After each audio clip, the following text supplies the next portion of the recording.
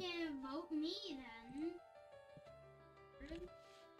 They didn't even like get my context or anything. They just went, and the one person was like, I think I saw Cyan when I saw the body. And they're all like, okay, we're just voting Cyan. And that's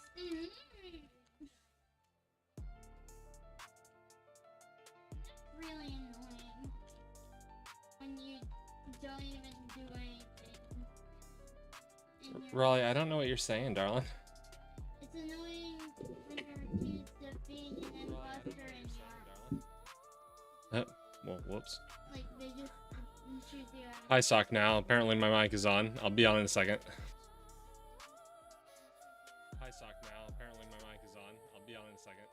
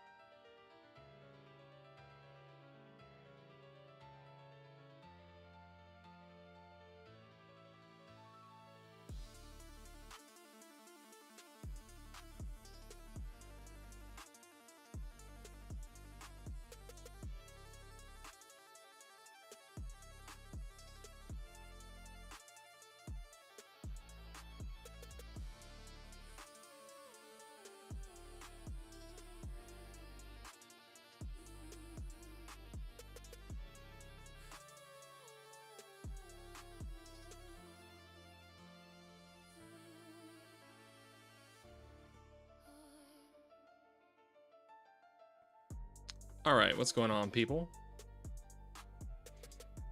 Let's turn that off to start. Good evening. Happy January 10th. I'm Know Nothing Attorney. I know nothing, so you can too. Because it's only in embracing that we know nothing that we can actually learn anything. And that's what we're here to do every single day. Learn something with each other. Nothing much. Same. I have had a relax the hell out day.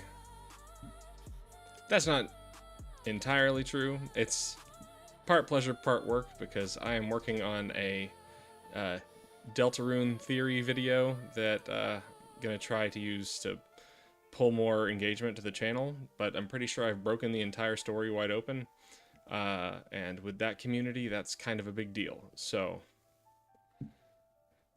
actually, let me Google 2 words real quick to see if anybody's already figured this out, because I haven't seen any videos on it. Deltarune.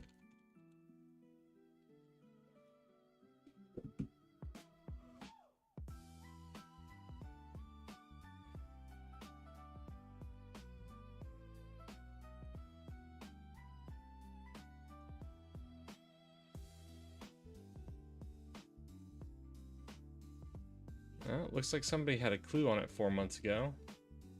They didn't make much of a theory video, as far as I'm aware.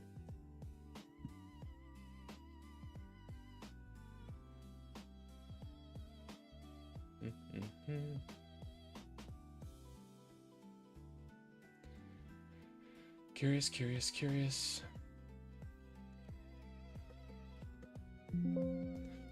One person on the internet figured it out before me.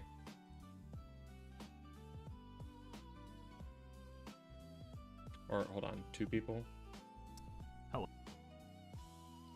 This was 5 months ago. This guy got 24,000 views.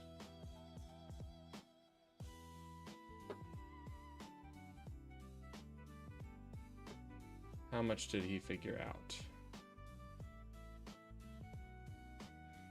Because, man, this, like, This video is 26 minutes long. I feel like mine would be way longer than that.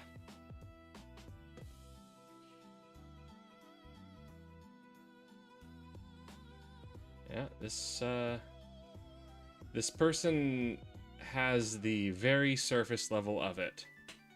Okay, we still got a video on our hands. Two people beat me to it on the internet that I can tell. But not all of the stuff that flows from it. And that should be fun.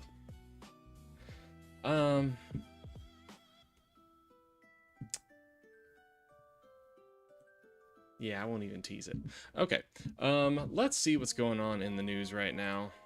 I looked stuff up in the morning and then didn't do much more than that. Posted the video earlier today, what's it called? PragerU Fascism Breakdown video. It's only gotten 8 views so far, so it doesn't seem like the algorithm is pushing it very much. I guess people really prefer debate content. So, I gotta get me in some more debates. 8 views, yeah. Only 8. And hi, Maddie.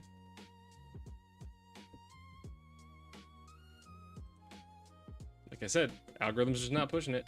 I mean, I know I only have 3 videos, but if I'm to make a guess, my guess is that debate content gets pushed. Most people don't know PragerU? No way. No way. I mean, it's made it into, like, school curriculums. People know PragerU.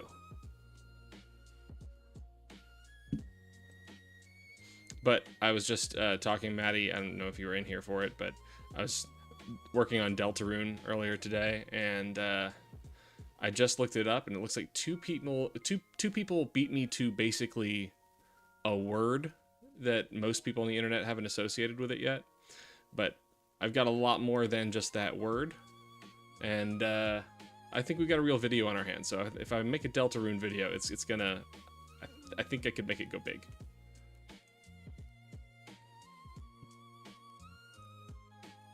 Right. So I just need to frame everything as a debate.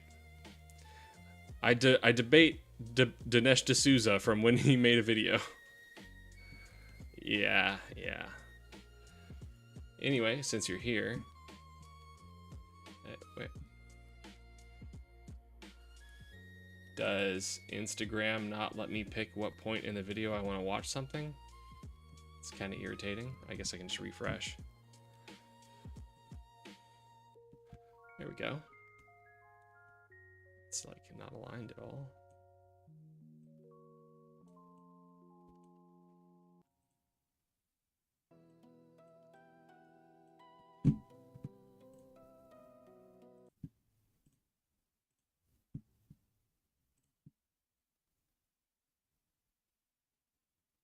What they're doing is they're taking the basic American virtues and they're turning them into what they consider to be crimes. The basic American virtues are you're an individual, you have your own opinion, you say your opinion, right?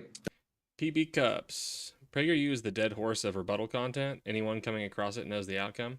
I mean, okay, that's fair. No, that's not fair, actually.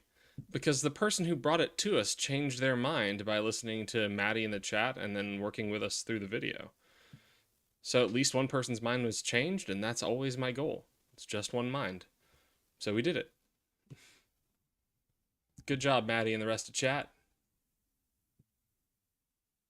That's what these women did. And that is literally all that they did.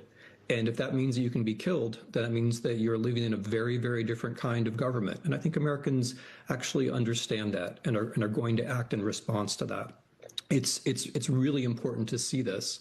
Every incipient fascist or authoritarian regime says... Sorry, I didn't say hi, Little Pound Cakes. Hi, Little Pound Cakes. How are you doing this evening? ...that its political opponents are terrorists and they're part of some kind of larger conspiracy. This is obvious. This is known. They're doing a boring thing, which everyone does. Maduro does this. They all do this. We have to see through this and recognize that, no, these were individuals. They were acting like individuals. They had freedoms as people and as Americans, and they were killed because she was killed simply because she was exercising her freedom. She said something. That was it. What they're doing is they're taking the basic American virtues, I want to listen to and they're this one more turning them time. into what they consider to be crimes. The basic American virtues are: you're an individual, you have your own opinion, you say your opinion, right? That's what these women did. And that is literally all that they did. And if that means that you can be killed, then that means that you're living in a very, very different kind of government. And I think Americans actually What is he talking about? These women? What other cases are we talking about? understand that and are going to act in response to that. It's really important to see this. Every incipient Hella fascist loud or authoritarian swallow. regime Nice. says that its political opponents are terrorists and they're part of some kind of larger conspiracy. This is obvious. This is known. They're doing a boring thing, which everyone does. Maduro does this. They all do this. We have to see through this and recognize that, no, these were individuals. They were acting like individuals. Listen, you can't see past your eyelashes, much less than your nose. See through my ass?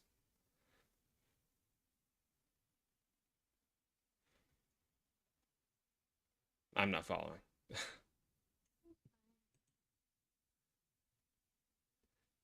think that's a phrase that I don't know.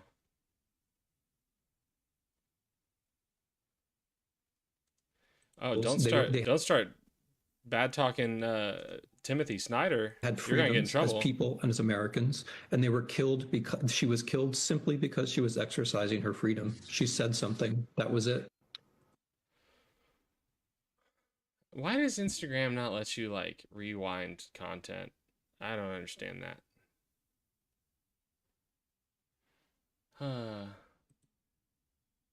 Oh, that's email. What? I am not in the right.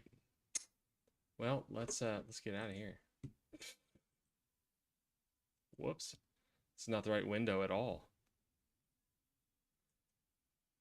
It was grassroots as hell. I loved it. What are we talking? Did I miss something? I don't see.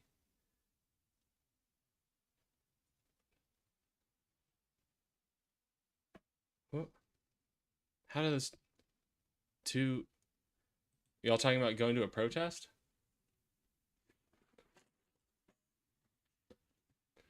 How are protests going?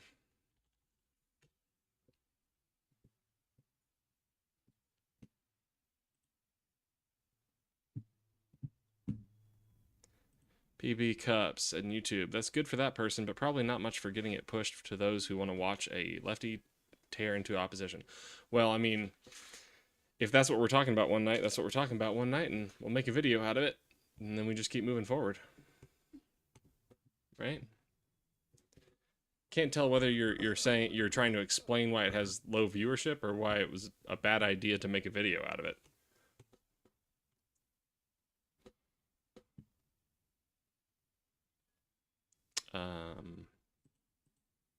What is going on? Can't I? Not that. Daddy, Yes, Lore? What? Something weird is happening. Okay. 1 second, guys.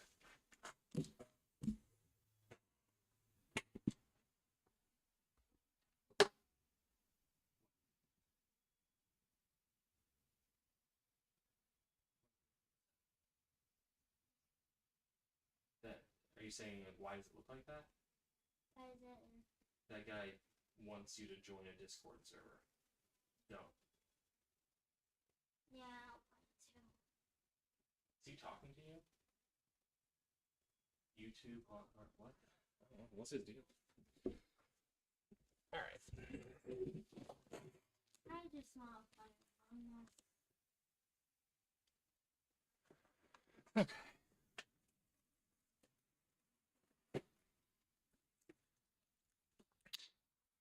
Read the pinned message. Okay. I don't think that shows up on the pop-out chat.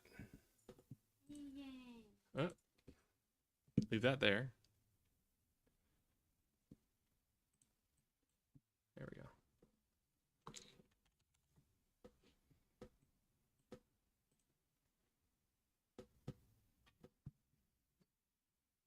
Where's pinned?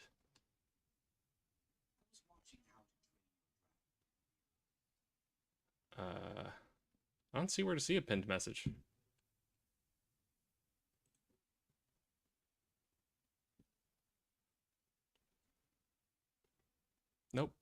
Don't see it.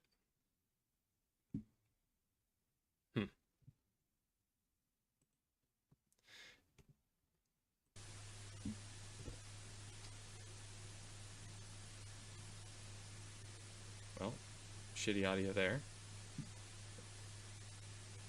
I was thinking, somebody requested recently that we watch through the PragerU video again. So we might do that tonight if things get slow. Okay, I can't stand that. Please stop it. Let me find different live feed.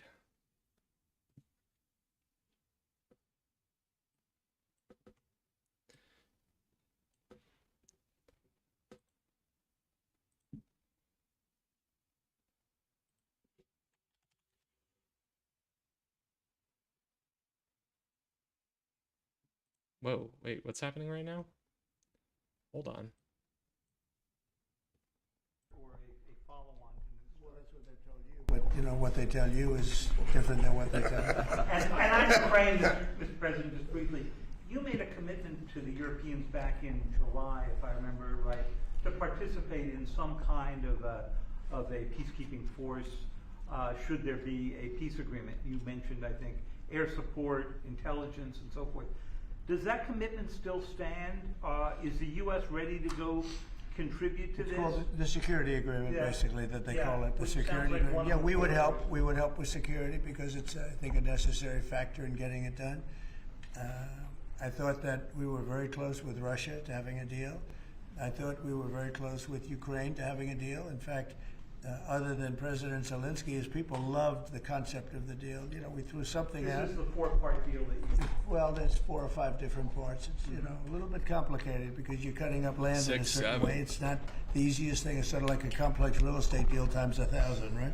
But it's a deal that would have stopped the killing of thousands of lives every month. Thousands and thousands of lives, mostly soldiers, but as you know there's some Are bombs you being headed dropped. to sort of a Korea-like ceasefire there where you don't resolve? Well, there's a meeting on Saturday. We'll see Mostly whether or soldiers, not but we attend as the you know, meeting. We said we'll attend the meeting if we think some- there's a good chance. some They want people me to attend. They from want us to attend. Some of And, the sides we'll be attending also the get meeting killed. on Saturday in Europe if we think there's a good chance, and we don't want to waste a lot of time. We think it's negative. We want it to get settled. We want to save a lot of lives. As you know, in the past we spent could be $350 billion giving it to Ukraine. You know, we got nothing in return.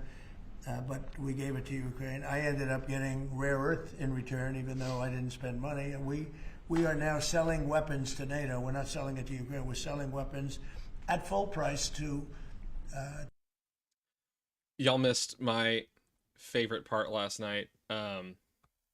Well, teaching our friend that tax brackets don't mean that you're being taxed the percentage that it says on the tax bracket. That was rough. That hurt. Should have expected it, I guess. to NATO. It was at 2 and they weren't paying, and now it's at 5 and everybody's amazed. But that 5% is, a lot of it's coming back to the United States. With that being said, I'd like to see the killing stop. 25,000 people died last month, soldiers, mostly soldiers, but some people also where bombs were dropped. But for the most part, Did he just 25,000 say that whole thing soldiers again? died last month. He just went I would through it love to see again? it stop, and we're working very hard. It doesn't really affect I thought the it was United just States a unless it got out of control. fuck up the you know, first a thing time. like that, as you probably know, because you are a professional, a real professional. But that must which be is in the something I don't talking say about points. a lot of other people. But you are a great professional. Things like this end up in third world wars. And I told that the other What? day. I said, you know, everybody keeps playing games like this. You'll end up The in a third world wars war. that happen all the time. You And know what I we don't mean. want to see that happen. Mr. President, can you confirm that you have appointed a general? The British were taking over the airfields during the Revolutionary War. What will be its mission, and how soon do you want to see? Well, we're working this very strongly on revolution Gaza, yeah. We're working very much. Yes, in we are Gaza. the Hidden Scotty. We Welcome to the actually do chat. have a real peace in the Middle East. We have 59 We've been countries watching supporting fascism it, roll which is, in you know, for a never good happened long before. time. We have countries that want to come in It's and been take care a decade of, now. of Hamas, as an example. We have countries that want to come in and take care of Hezbollah in Lebanon, as an example. And I say, right now, How are you don't doing have to tonight? do that. You may have to do that, but we have countries that are volunteering to come in and literally take care of the whole thing. We have a great peace in the Middle East. It's never happened before. And I think it's very strong, actually. And with Prime Minister Netanyahu, you're supposed to meet him end of this month. What's on the agenda? Well, we get along with him very well. He's been a wartime prime minister, certainly. Yeah. We Yep. did a big thing when we went in with this We're- very plane we're at right the here, precipice, this if not beautiful already off we of went it. in with those B-2s, and we, now I can Hey, use the I word said because it's mute, been please. confirmed by Thank the you. Atomic Energy Commission. We obliterated their nuclear capability, their potential. And their nuclear capability would have been there in about 2 months. I think it looked like it was. Some people say 2 weeks. I don't know if it's 2 weeks, but a very It's just short crazy period of how time. it's They were actually very just close to been having allowed to continue. I thought eventually massive someone would fucking do nuclear something in weapons. America. And Yeah, these we're- guys went in and they did a job. We're past the point And where that anything can be made done, peace but possible I'm because going to sit here and be a everybody was negative afraid Nancy. of Iran, and now they're not afraid of Iran anymore. And Iran would like to make a deal with us. I'm going to sit here and be a negative Nancy. I'm going to say we're past the point that anything can be done besides a constitutional convention, if that would even work. I don't know which is more likely, removal on conviction after impeachment or the constitutional convention. I don't know which is more likely to succeed. Both are low chances. I fight for the pilots because the pilots and those people went in there at great risk, and they hit every single target on every single bomb. And they did a lot of... All those targets on those bombs? Given anything less than 100% of the credit is unfair. So I will tell you, the Atomic Energy Commission said... Reform through convention is impossible? One person actually used the term... I disagree. I'm not that But Iran pessimistic. actually said that I don't think probably any never single state go wants to there go again. to civil They war. probably never start there I again. think no If state they would ever prefer that. started, I think they states would probably rather have a would convention say. than a civil war. But regardless, we took out the Iran nuclear site with great talent. No other country could have done that. No other country has weapons. This is no other country could. boring. We have the best weapons in the world. We have the best military in the world. And when we took out Iran, that allowed for peace. There's no way that, and I really have great respect for the King of Saudi Arabia, for What? the Oh. Emir. I'm friendly with UAE. These are great people. These are actually great people and great leaders.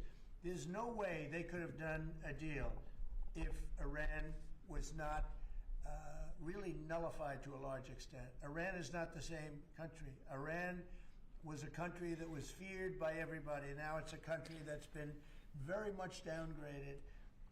I'm sure they'll try and come back, and they're very capable people. Maybe they will, maybe they won't. Taking the steps to do a constitutional convention, I don't think would even be that challenging Well, if they people can just try. knew it was an option we could use and But if they do want to come weren't back scared and of the come back idea. without a deal, then we're going to obliterate that one too. You know, we can knock out their missiles very quickly. We have great power, and we helped Israel. And a no lot. We were responsibility. shooting down the drones. We were doing a lot of things for Israel. We did a good I think we job. need a new federal government. Yes, through constitutional convention. Hell yeah. And they all fought bravely. Dude, IDK, some of these governors are bonkers. Yeah, governors, but like entire legislatures. Covered a lot of wars. It's a lot harder to make an entire legislature crazy. They're all Some of them get close, That was a but I mean, then we have to talk about like what kind of crazy. Are we talking war crazy? possible Like the majority of each state legislature wants to go to war? knockout of nuclear. I doubt that. That doesn't mean that over the next 2 years. Yeah, but I feel like a lot of states, their governors, especially Republican governors, will just stand by Trump. I I don't. think they got hit so hard. They may We talk we about don't trying, we don't but I need the think governors. they We would. just And I need can tell state you legislatures. that they would love to be able to make a deal with me. They would love to be able Well, to make a deal with me. Sock I'd love now. to make a deal with them if we could. The You know, thing we is, were- we can't have a new constitution without a new convention. So one way or another, you're going to have a convention to write the constitution. So I don't know why we need an entirely new one. Just, I mean, I agree that we need to scrap it for everything except for Article 5. Article 5 is the only thing that binds what a new constitution would look like. Forget about the nuclear. The nuclear's gone, but look at the damage they've suffered, the death that they've suffered. They could have had a deal with nobody would have died, no buildings would have been down, nothing would have happened. These two videos don't go well together. We would have blown up their nuclear, that would have been it. They could have had a great deal. Yeah, but if the governors call up their police or stuff, and the police and the army and loyal to no one other than the leader slash governor. Yes, please. Well, then I think it's time for at that point, you gotta rely on the people. If you can't hold your own state government accountable, that's on the people to do. No, I mean, I've heard good things about Mark. Why? I think we just need to tear this Constitution apart and start from scratch. But we can't do that. That's not possible to do. Well, I'd like to see him. I mean, I'm hearing very good things about him. So I think we just need to tear this Constitution apart and start from scratch, because the structure that is in the Constitution doesn't have a lot of room for modern things like we see that. It has so many loopholes that have gone around it. I believe we need a magician that can do the work of creating a constitution without loopholes. I don't think it really takes a magician. I think it takes being very selective about how you select representatives. What's the word I'm looking for? Delegates to the convention.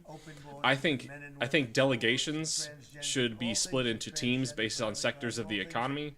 You should have lawyers, you should have teachers, you should have medical professionals, you should have researchers, and then each of those groups should have committees that then have one delegate present for the state. And then they should have lawyers present to help them make what they want a constitutional reality. We hit a high in a 10-month period. Anyway, in Australia, we are also watching some authoritarianism in real time in the name of anti-Semitism. Like, I think it's real in Australia, but some of the stuff that is changing is insane. I'm sorry, magician and logician being auto-corrected is hilarious. And again, prices were the highest they ever were. Inflation was the highest in 48 years. It almost seems just as realistic, right? They say 48 years. The press says 48 years. I'll accept that, but I think it was the highest inflation we've ever had under the past administration. We had the highest prices. We have high inflation, we have high prices. Prices are coming way down. That's the same one. Energy's coming way down. Gasoline is hitting now $1.99 in a couple of states, and it's way down. Gasoline is way down. And when gasoline and energy comes down, everything follows. But prices are coming down, and we have an unbelievable economy. Hello? Greenland has the potential to become a key partner to the EU on renewable energy. Greenland's hydropower potential is both vast and untapped. You can't protest for 30 days after a crisis or something. I can't remember the exact wording, but what the hell? What? In Australia? Jesus Christ. Even if your protest is unrelated, like a Venezuela protest was shut down. The problem with that is that people will go all, but my logic is better than your logic. This will create new income streams for Greenland and make a difference on a global scale. Well, they won't have an issue with debating it out then, will they? Seeking investors for these projects, Kick their ass. which are being offered into tenders next year. The EU Commission has already supported... Whatever app you are, can you get out of my face? What is this? How do I close it? Ready to collaborate further. Thank you. Greenland and our LK Local on YouTube chat. Oh, that's from last night. The European Investment Bank to expand the hydropower plant near the capital Nuuk. The engagement of the Worst massacre in Australia in like 30 years. Like, I might need to recalibrate my voice to text on my phone again. Like 3 months ago I did a recalibration. I think I need to do another because there was a recent shooting of Jewish people during Hanukkah. Because Jesus Christ, dude. will be able to engage in other projects related to both infrastructure and raw materials. We look forward to exploring more for such a... What is he signing? What is he signing?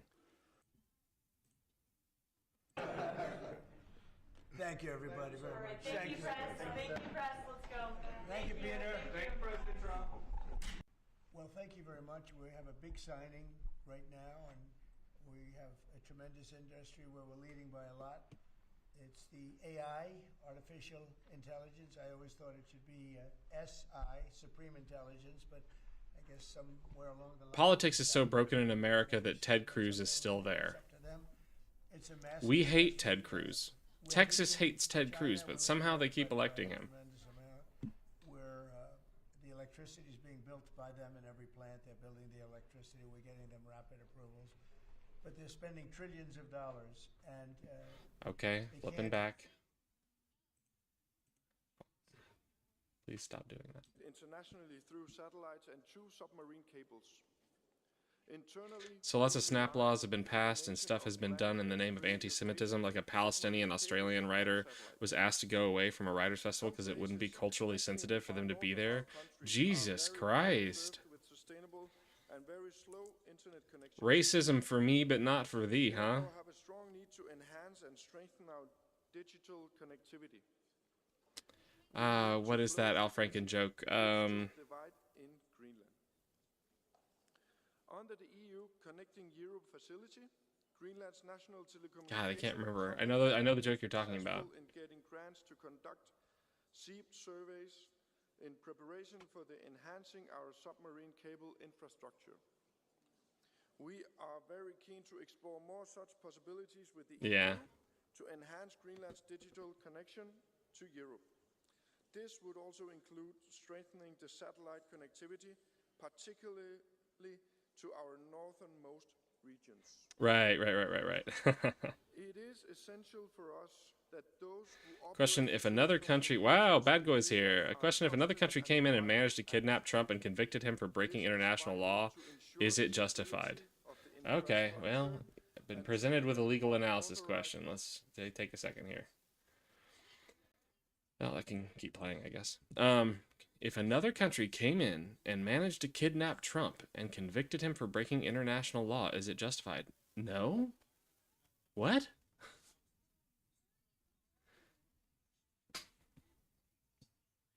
That'd be ridiculous.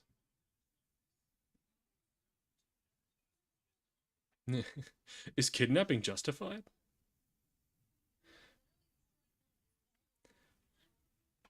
But, like, I don't think that would be extraditing. That'd be a whole other thing. I think that would be kidnapping. If taking him from America, taking the American president from America. I mean, kidnapping doesn't do enough to say what that is. You know who would be justified? That it would just be war, is what it would be. An act of war. You know who would be justified? The declared ICC war criminal Benjamin Netanyahu. Arresting him when he enters your country is legal. Yeah, when they go somewhere else, for sure. Like if he got red noticed by Interpol. Yeah.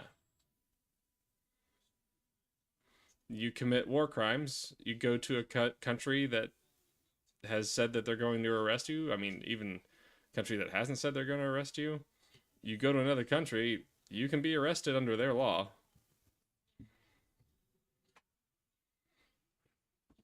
I'm not asking what's legal. I'm asking if you think it's justified. No, it's not justified.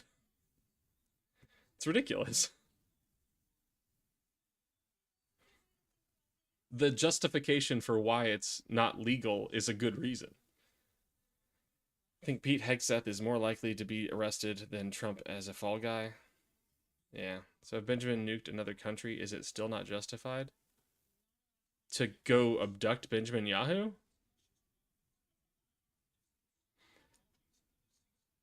Okay. Now that's a fun question. Who is going in and kidnapping him at that point?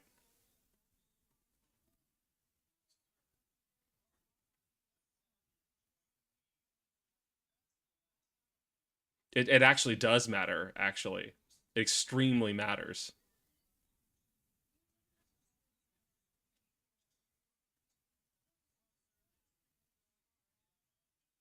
How so? Because a person in our government did that against the law that constrains his use of power. If the people who were responsible for doing that had, signed a law that allowed him to do that, that would be legitimate. That would be a declaration of war by a political body against another political body.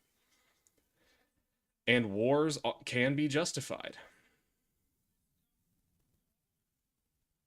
in my opinion.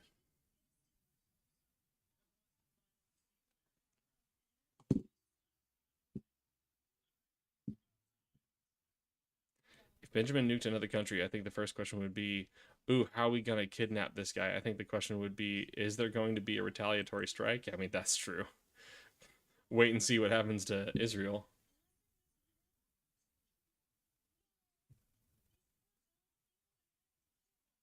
I mean, we still might want to declare war if they survive. Right, no, that wouldn't be kidnapping. I'm not saying that would be kidnapping. But if one person without legal justification goes someplace and removes them against their will without, justification from their state, then, I mean, I think that falls under the definition of kidnapping. So is it more justifiable to start a war with Israelis instead of kidnapping Crazy Ben? Kidnapping Ben is declaring war. That is an act of war, bad boy.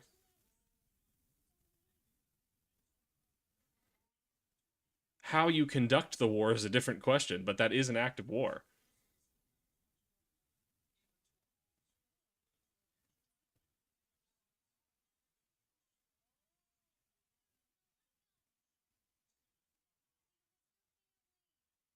What? What's the pre-crime involved? It said if he nuked another country?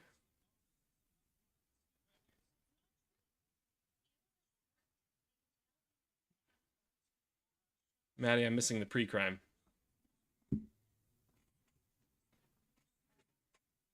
Greenland's education system and has opened doors for exchange of knowledge, resources, and best practice. Through this cooperation, Bad guy, do you want to make an argument? Okay, for the sake of American lives in this scenario, would it not be more justifiable to send in a small squad in and minimize casualties on both sides? Sure. With the legal authority to do so. You're confused about how this works.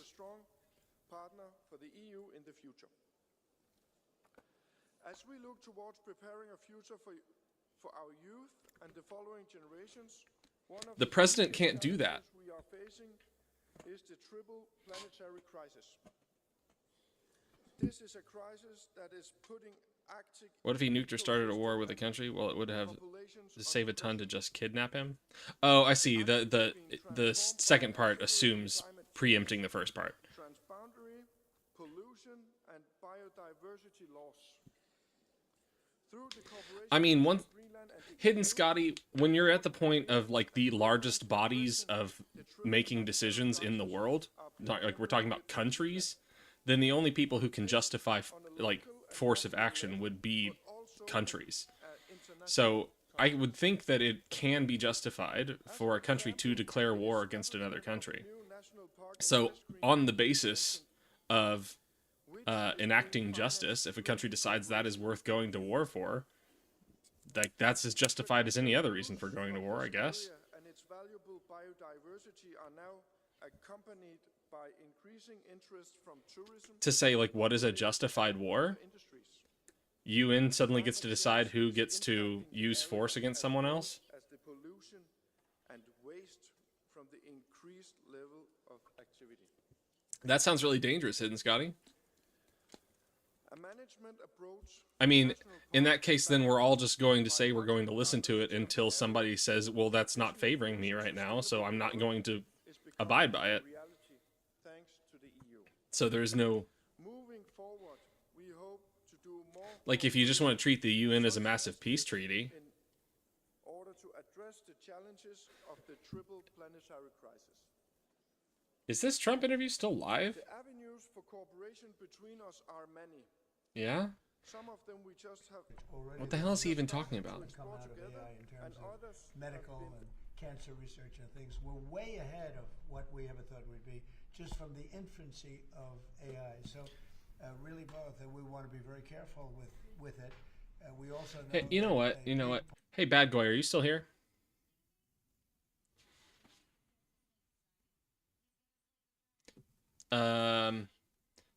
Can we do a quick Discord call? I want to ask you some questions about what you're asking me questions about.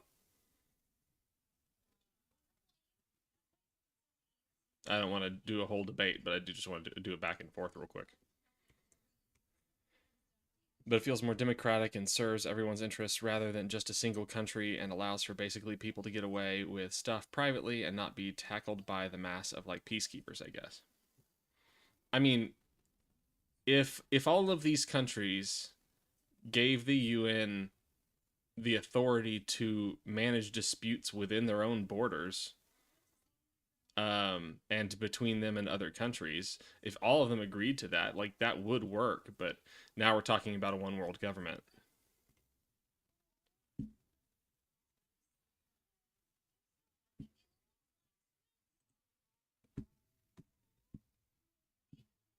Venezuela. We had thousands of Tren de Aragua, the gang, come in from, which they say is the most violent gang. I don't know, MS-13 is pretty bad, but Tren de Aragua, they say, is the most violent gang that comes out of, from the prisons of Venezuela. It came out of the prisons of Venezuela. So it has to do with a lot of things. They've treated us badly, and I guess now we're not treating them so good. If you look at the drug traffic by sea is down 92%.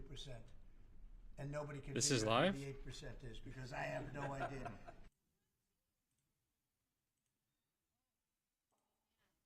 I think that this is why they have decided that only the federal authority will investigate. Well, I don't think it would manage disputes inside borders, but international conflict, like how the FBI manages issues outside the USA, and the CIA inside the countries have their own internal services to solve those issues, and their cross-national issues are solved by the UN. Okay, so if a country is violating the rights of a specific minority group within their borders, the UN would not then get involved with that. If somebody wanted to go to war with that country to stop the violation of the rights of those minority groups, the UN would just say, no, you can't do that. He did it for those persons who assaulted this capital. And he did it immediately after being sworn in. Mr. Speaker, I fear for the lives of the American people. And again, I say that includes me. I think we have a reckless, ruthless outlaw who has found his way into the presidency. And Objectively true. to further validate my thinking, I have here the words of the President of the United States of America, Donald John Trump. On a brochure? Here are his words. When asked, Well, I guess that sort of sounds like the Yugoslav War, which was a justified conflict because it was nationalities, but still sort of civil. what happened with Right, so you're saying, like, no other country would be able to get involved in that war if they wanted to. international power. Give me just a moment, please, of your time so that I might connect these dots. When asked Connect those dots. if there were any limits on his international power, here's his response. It's my own morality, my own mind is the only thing that can stop me. Some things bear repeating. That's what my MAGA coworker thinks is legitimate. My own morality. My own Donald Trump should be authorized to decide by his own morality because that's what the people want. Mr. President. But I guess I would say that the only way to fairly get involved would be through sanctions, than which we did do with South Africa after they finally got their shit together in the Commonwealth. The power to declare war. And where is that power? I mean, I hope nations would rely on sanctions before they tried going to Only war. your mind? Only your morality? I won't go into the president's. And at that point, like, if you're just sanctioning them, then they can be like, okay, well, we'll commit part of a genocide. What the president is saying is, this joint resolution, SJ Res 90, over in the Senate, here's a copy of it. Permit me to read. Not standing in your way, Al. It reads, joint resolution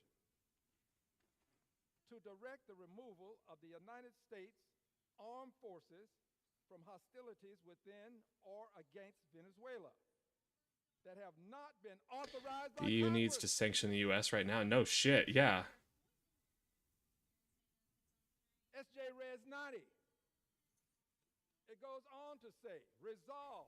I'm still not convinced that it's not the case that Trump is operating the way Putin wants him to, and so he is making a bunch of stupid decisions for America's economy so it can just drive America into the ground. I'm not convinced that's not the case. Congress makes the following findings. 1, Congress has the sole power to declare war under Article 1, Section 8, Clause 2 of the United States Constitution. Yeah. Mr. President, the Constitution still has some relevancy. But lefties, they're not declaring war. Did the president declare war? Goes on to say, Yeah, it's a tough thing, I suppose, to give a broad swath. I guess my only answer could be like the EU party members have to fulfill certain criteria to stay a member, and if they don't, they are then put outside the safety of the UN and can be declared war against. To be honest, trying to make a world order is hard. Like, a world order? Like, one that's new? You want a new world order? Hidden Scotty? Don't tell the bad boy. His morality? That's the only thing that can stop him? This resolution won't stop him? Here's what he knows. He knows that if it passes the Senate, he knows that if it passes the House, he knows that he has a vote. And he knows that if he votes no with his veto, he knows or believes that it will not be overridden.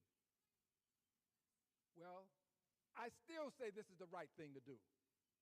I say this because you cannot allow a president... Yeah, you can't act on a presumption of approval, obviously. In terms of going to another country, bombing the country, to do this and not put some check on him.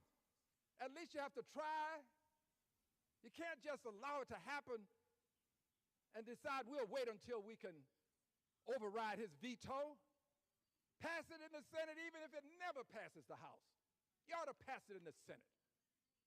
House should pass it. But if the House doesn't, the Senate is doing the right thing. Pass it. Let him know that there are some people who are watching. By the way, the president also gone on to say that the five and it's really embarrassing, or it should be embarrassing. It's not embarrassing at all. It should be embarrassing to all the Republicans that they shut down the idea of like War Powers Act limitations. And what that was intended to do was like, well, they're like, oh, we can spin this. We can say, but Congress shut down amending the War Powers Act, or putting limitations on Trump war powers against Venezuela. The Republicans voted that down, so that means they approve. Plausible deniability. President can act as if it was approved, and the Congress people, the Republican congressmen, can be like, well, we didn't approve it. You can't blame that on us. Yeah, nobody's at fault. But they did it. They're doing it. And I support what they're doing. President, in doing what he's done, is doing the following. He's using the noble ends, not always noble, to justify ignoble means. Noble ends to justify ignoble means. That's what's happening in Venezuela. Only it is noble ends to justify unconstitutional means. All right, hop up in voice chat. Oh, you're here? Okay, cool. Seem to agree with me on that.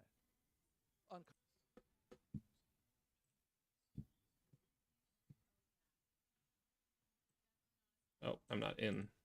There we go. Come on. There we go.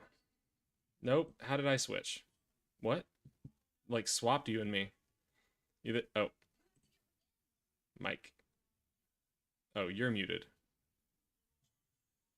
I thought that... I just can't read. I stayed up too late debating that other guy last night. Sleepless. Suppressed. I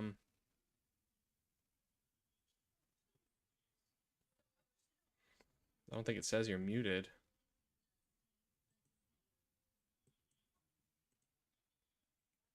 What?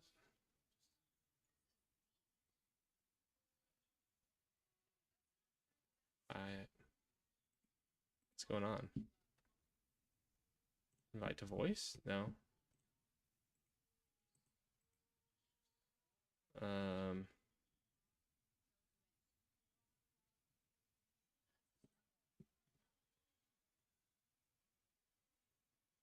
don't see like any like notes on anything about why you would be blocked. Make a new voice discard with 2 people max, I guess.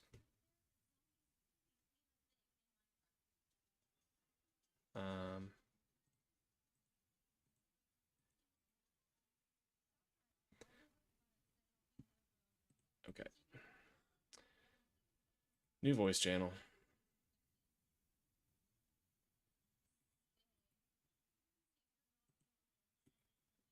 Oh, there we go.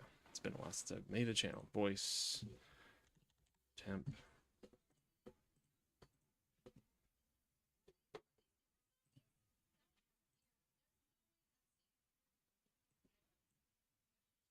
There we go. Nice. Okay. Up, dude. No more fascism? What do you mean, the general no more authoritarianism? Well, we can get to that in a minute. First I wanted to ask our old friend, first person I ever had a conversation with on this channel, the bad guy. Okay. I'm really confused about all your questions. I'm presuming from your questions, and I may be wrong, that you think what happened in Venezuela was justified. At first I thought it was like a little fucked up. And then I saw like the I haven't seen any like opinion polling or something, but I saw a bunch of people in Venezuela celebrating it, and that's not yeah, what people are upset about over here. Well, I don't care about what Americans really think about it. I care about the people that are impacted, which are Venezuelans. Why don't you care what Americans think about it? Why should I? Because Americans have the chief executive of their country violating their constitution to take whatever actions he considers justified. That's kind of a big deal worldwide for the American president to be doing that. Well, I'm not. Yeah, I'm not set in stone of whether or not it was a good thing or a bad thing. I just like to think about the hypothetical of, for a crazy example, right? What if Hitler, the entire country, everyone knew that Hitler was killing all these Jews, and he knew he couldn't leave Germany, otherwise all these countries would arrest him, and he kept committing the Holocaust. Is it not justified to not just start like a full-scale war and have millions and millions of people dying, but have an elite task force to go in and essentially kidnap Hitler and, bring him. Do you think that's what people are upset about? Why do you think people are upset? People are upset about the president acting unilaterally with power that isn't his to use. Whose is it to use? Congress. Congress? Congress has the explicit authority to declare war. The president cannot commit acts of war on his own accord. Okay, yeah. I'm not necessarily talking in a legal standpoint. Like, you're the fucking law guy. I'm more thinking morally. Okay, but nobody's disputing. Like, it's at least not a major issue. Well, I asked if you think it's justified, and you said no. Even if he were to nuke someone. What happened wasn't justified. To remove Maduro from power through legal means would be justified. But seizing authority of the people on your own to do it is not justified. That's the part that makes it unjustified.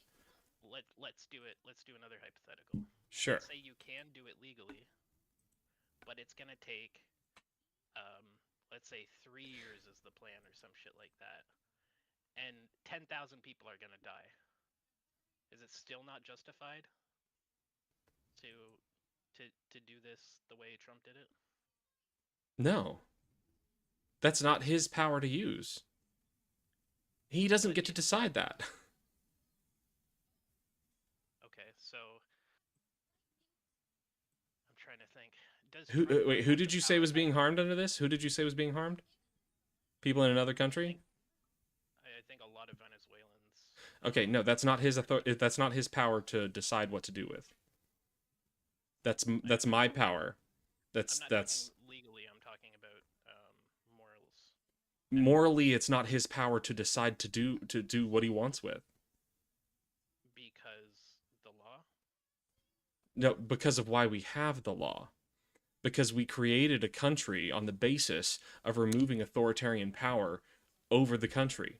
We agreed that people should be equal.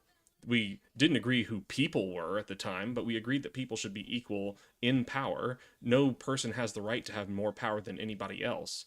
So when we make a government out of equal people, we create a system that restrains what people can do with the power that we gave them that belongs to everyone. So with a executive, we came from a king. So we said, fuck that. We are never doing that again. We are not going to give somebody just extreme authoritarian power or extreme executive power that's not checked.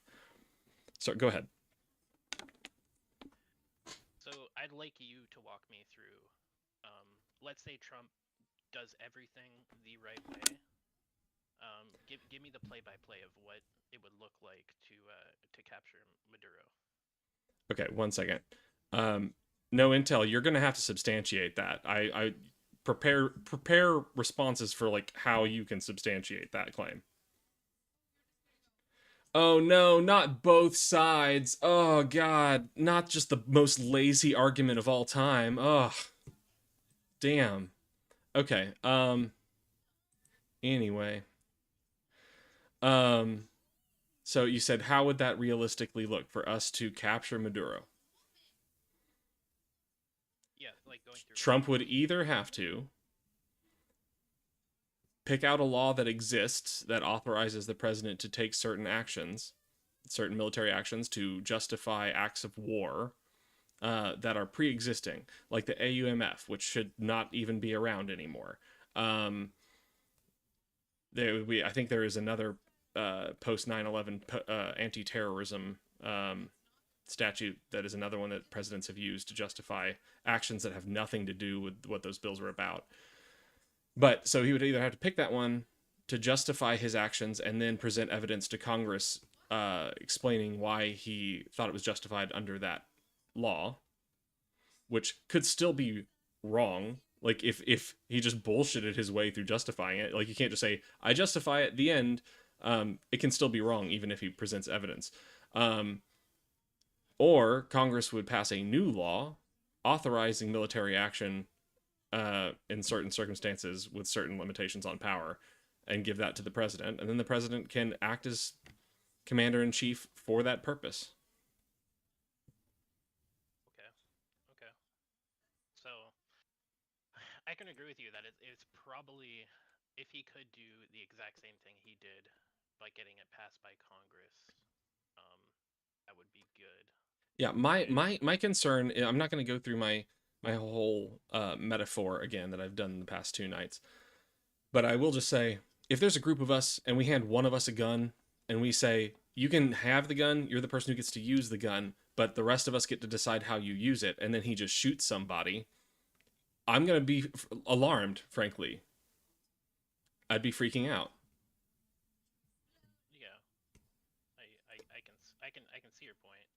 Because along with his act comes the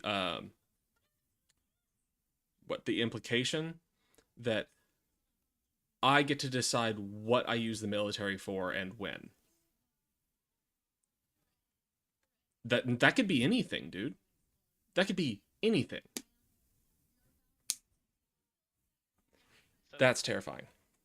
This is something I don't know. Has this ever happened before, where a president has done anything in terms of like aggression without Congress? Like, is that something you know? Sorry, one more time. Has this ever happened before? Has America ever invaded a foreign country to kidnap their head of state? I no. Do some do some form of aggression without Congress passing it. No. Well, only if it's defensive aggression. Okay, so if it was like self-defense. Right, if it's imminent threat to Americans, I think on American soil. Okay, so I'm just gonna play devil's advocate here. So imminent threat among American soil. So let's say we knew for a fact. I think we need like an emote or something for if somebody wants to like suggest a question to the chatter. You can like include it at the beginning of your comment so that I know to look out for it. Because like if I see a paragraph, I'm like, I can't read this while I'm having a debate. But if you have a question to put up, just Q colon, and then it gives an idea of probably important to bring up. But Maddie, pick an emote to go in front of people's comments if they want to raise it with a guest, if you don't mind, please. But would it not be self-defense if you knew Americans were dying from the drugs that are coming through? And let's just say, for this hypothetical, we know for a fact that Venezuela is the sole supplier of like fentanyl. Like they're the only ones bringing it. That wouldn't meet the definition of an imminent threat under the law. What would? Like, do you have that? I don't know. I can bring one up. Let's see, what do we got? Not Westlaw. Black's Law Dictionary.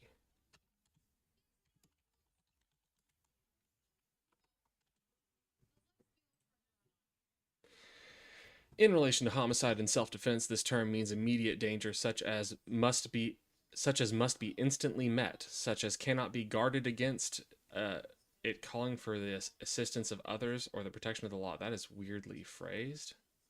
Can you just send that to me? I can't read it very well. Oh, sorry. I can blow it up. Oh God, I don't know if I can. Have to get it even smaller. It's phrased very weirdly, so I might want to look for another one. I feel like some of these things they kind of make it broad, right? Well, I would expect Black's Law Dictionary to have a good definition under the law, but hell yeah, popcorn. Impending injury. So, if they bring in so much fentanyl that you could buy fentanyl for like $1. Well, see, now you've already excluded the possibility of imminent threat. How is that not imminent threat? Because you said they could buy it.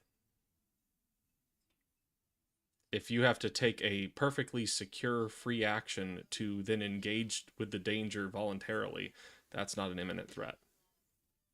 I know Venezuela doesn't pump out fentanyl. I'm just using this as the hypothetical talking point because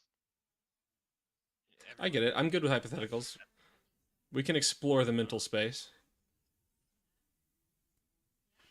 So even if it doesn't matter to you that people would die because they would have to purchase it because it matters to me, but it doesn't matter to me to such a degree that I would believe that an executive can on their own commit an act of war over. I would hope that Congress and the agencies would make policies and laws that would help us handle that.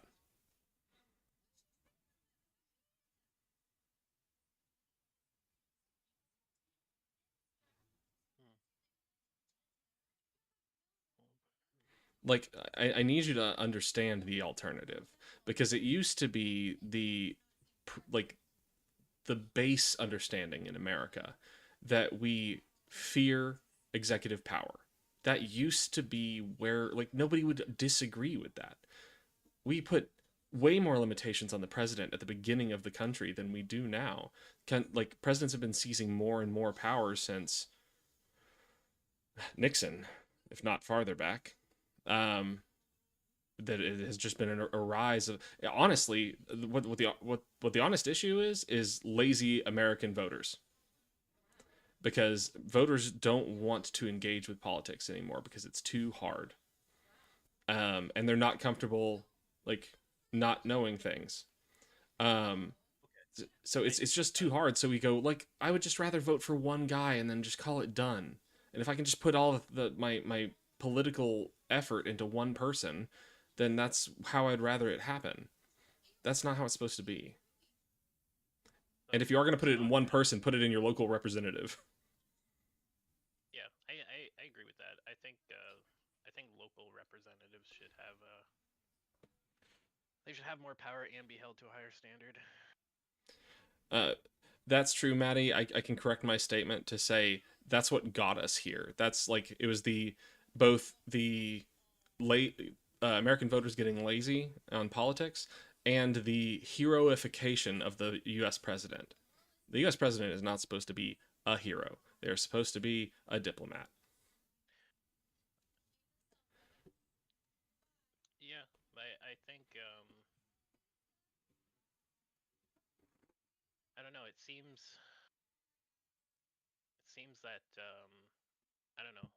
Sometimes to be a proper leader, you kind of have to you have to you have to do things that may seem undiplomatic, but I only mean in terms of what his role is under American law. Like, if you have to get tough with a guy, like, diplomatically, then sure. Like, you can be rude, but, like, your job is limited to that role. I'm not talking about how that role should be fulfilled.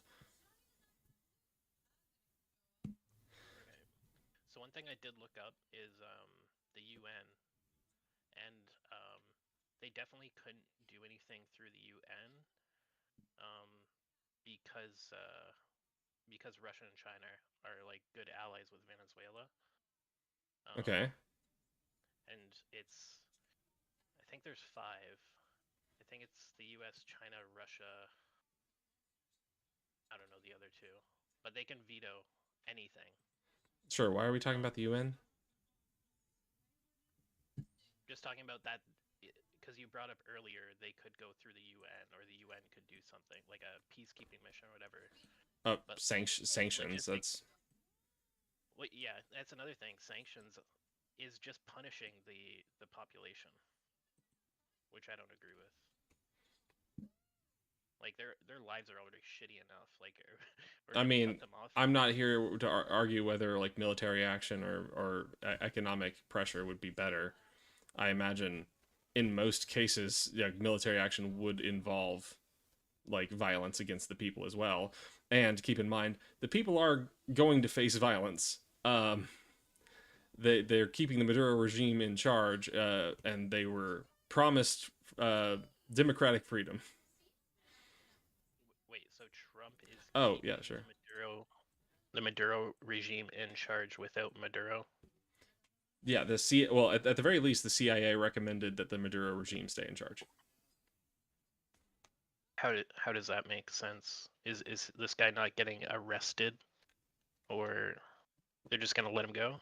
I can tell you one way that it makes sense, and I hope it will make the concept make sense to you. And then this is not an accusation of what's happening.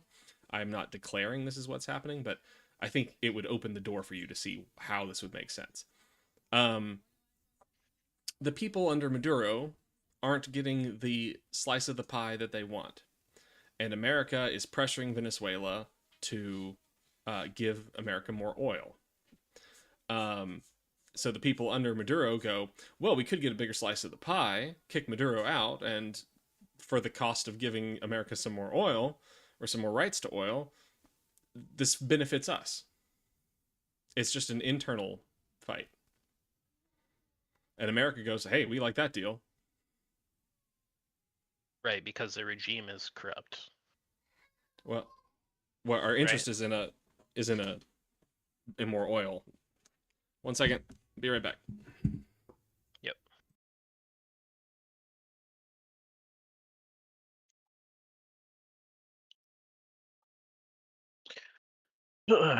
Reedy dee dee dee dee.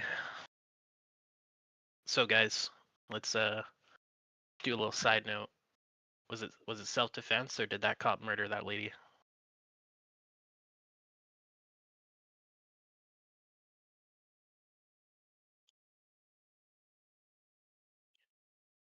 Full-on murder. This is what I have to say about it.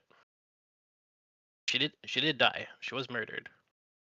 But if I went to a protest and I tried to run away from the cops, my friends would be sad. But they would call me a fucking retard. So can we all agree that at least it was ridiculously stupid to try to drive away when you're being detained by ICE?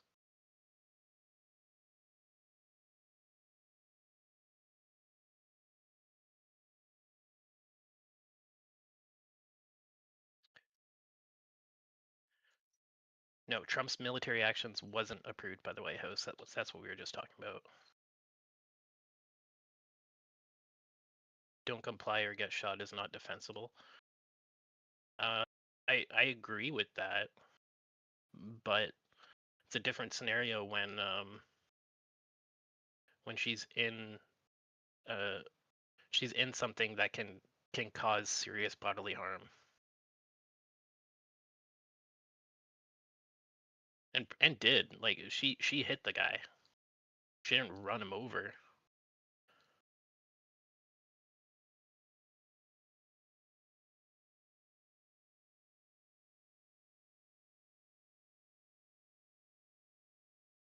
I can agree that there could have been a way to go around. If you could have got out of it, yeah, you could. Yeah, you probably didn't need to shoot your gun, but at the same time, I can see how he was fearful for his life.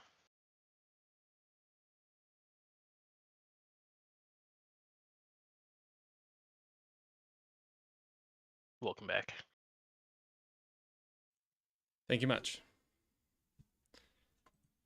Okay. All right, well, what were we talking about? My kid was viciously attacked by a counter.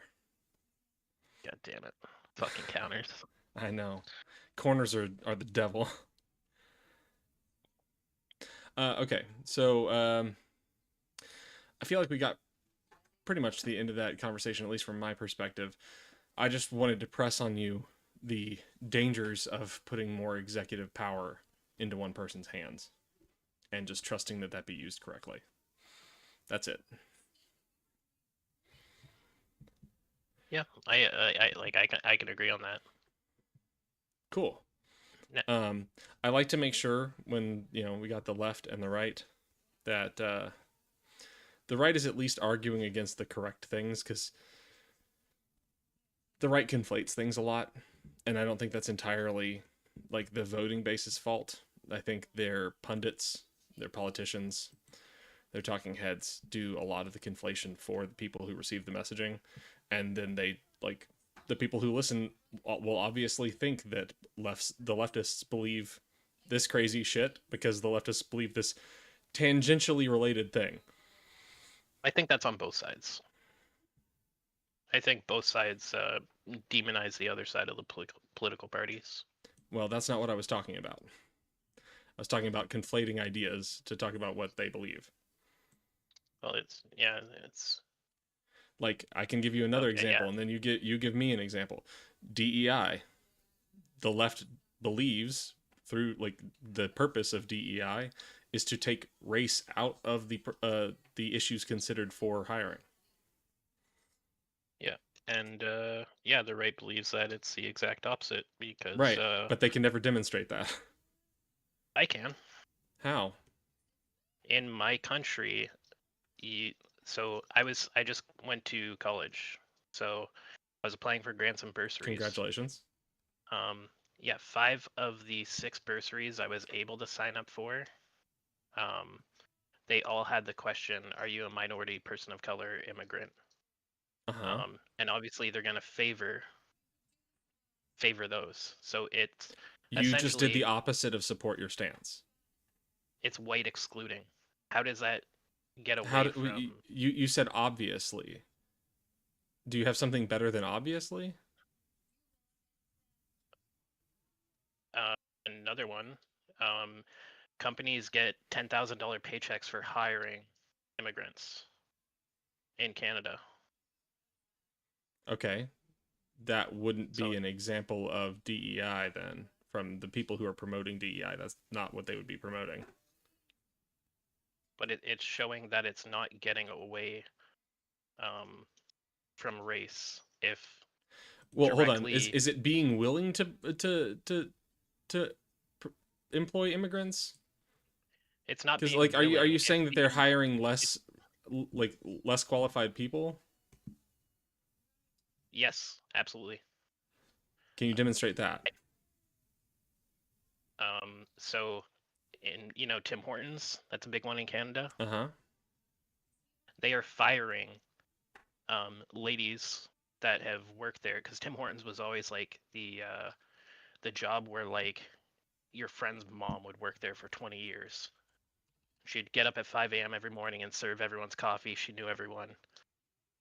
And then Indian people would buy out the restaurant and fire the entire staff and replace them all with Indians, and get big paychecks for having them employed. And obviously, they would get paid a lower wage, right? Because if you work at a place for so long, you get raises. So they could fire these people, be able to pay them minimum wage. Can you provide me evidence of this claim? Give me a second.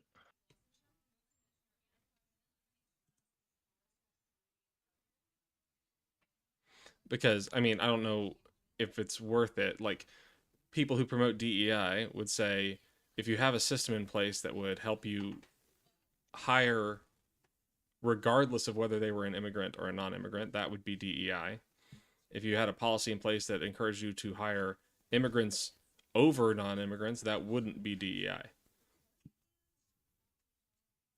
That's how. Sock, now I'm not going to question sources before I get them.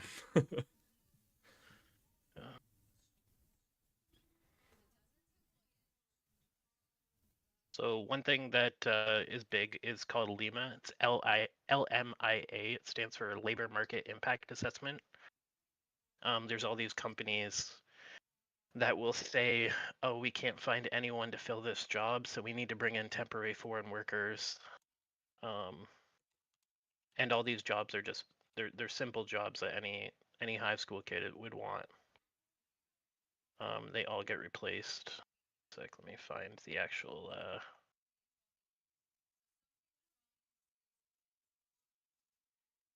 Well, it looks like Tim Hortons is facing scrutiny for lobbying.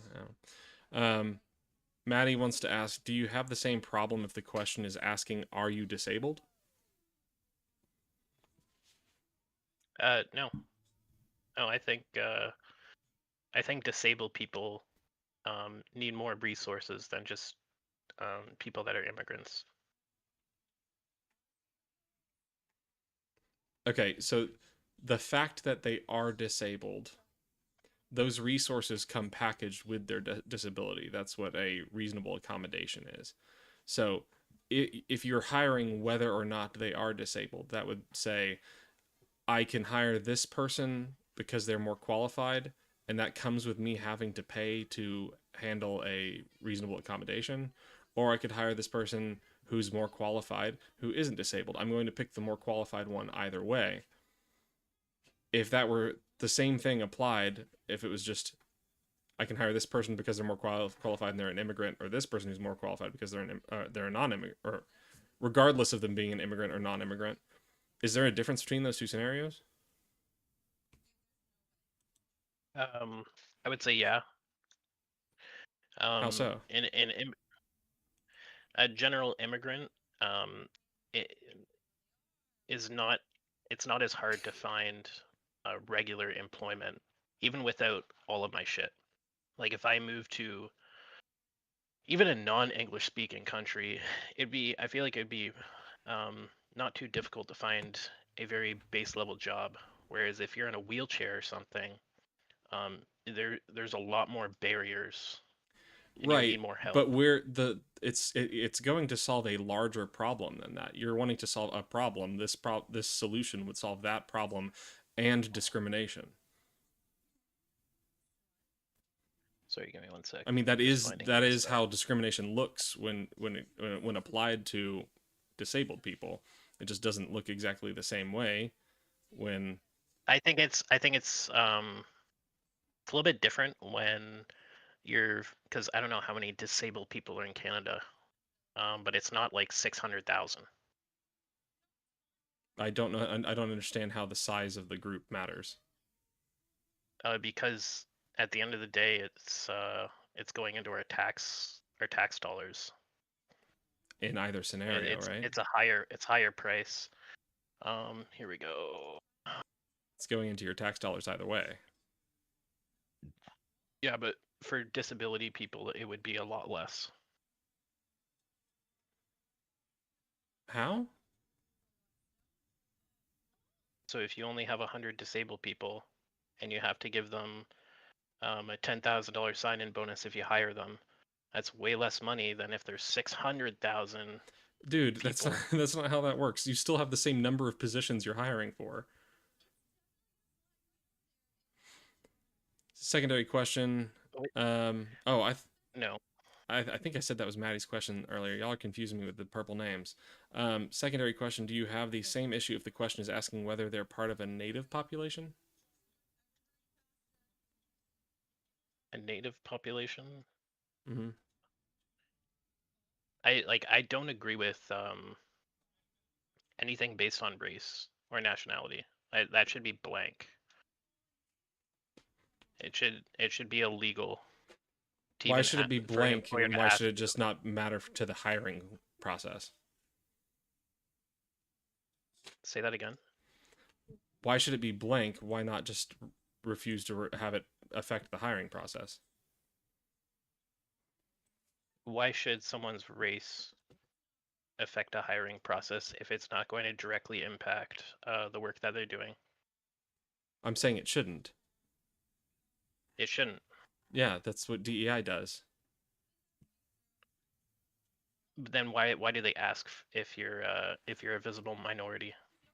Because there are a lot of other things that could do to benefit the company. How so?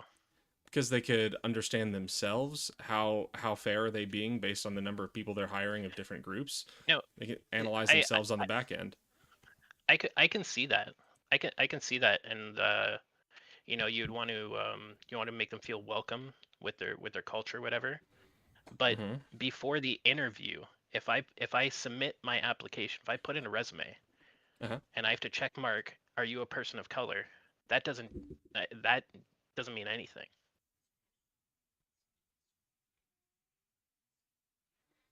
It does, because like if they want to check themselves on the back end and be like, how many of these resumes said what their race was, and how many of these were filtered out before they even got like considered for phone calls.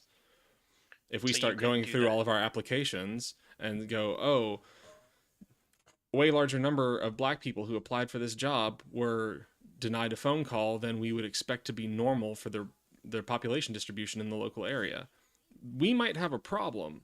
Why are we doing this? Okay, yeah, I can see your point there, and I think those numbers should be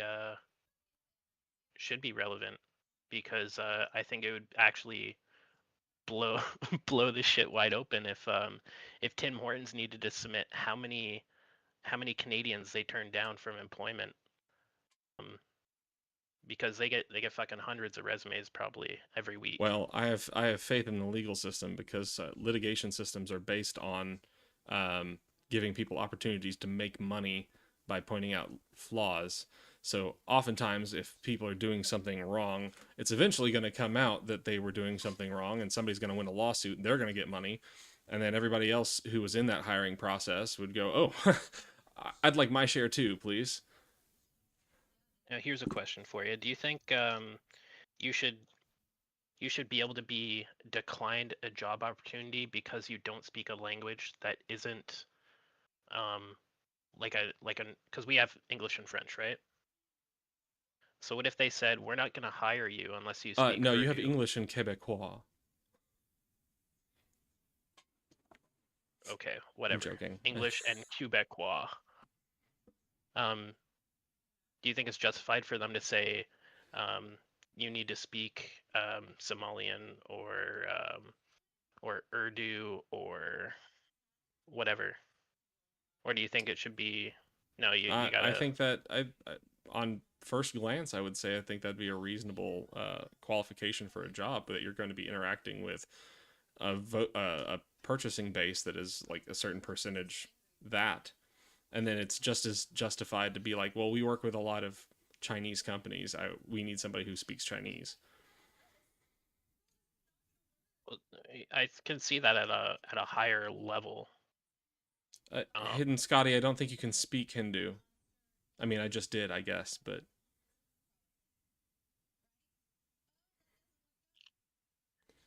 I don't think it's unusual, but I think it should be illegal to make that a prerequisite. to speak a specific language? Yeah, if it's not one of the national languages. I don't believe in a national language, so. Yeah, you guys have you guys have English. It's not a official language. So do you think someone shouldn't be refused? Not that I'm aware of. Someone shouldn't be refused a job if they don't speak English? Someone shouldn't be refused a job no, I don't think that.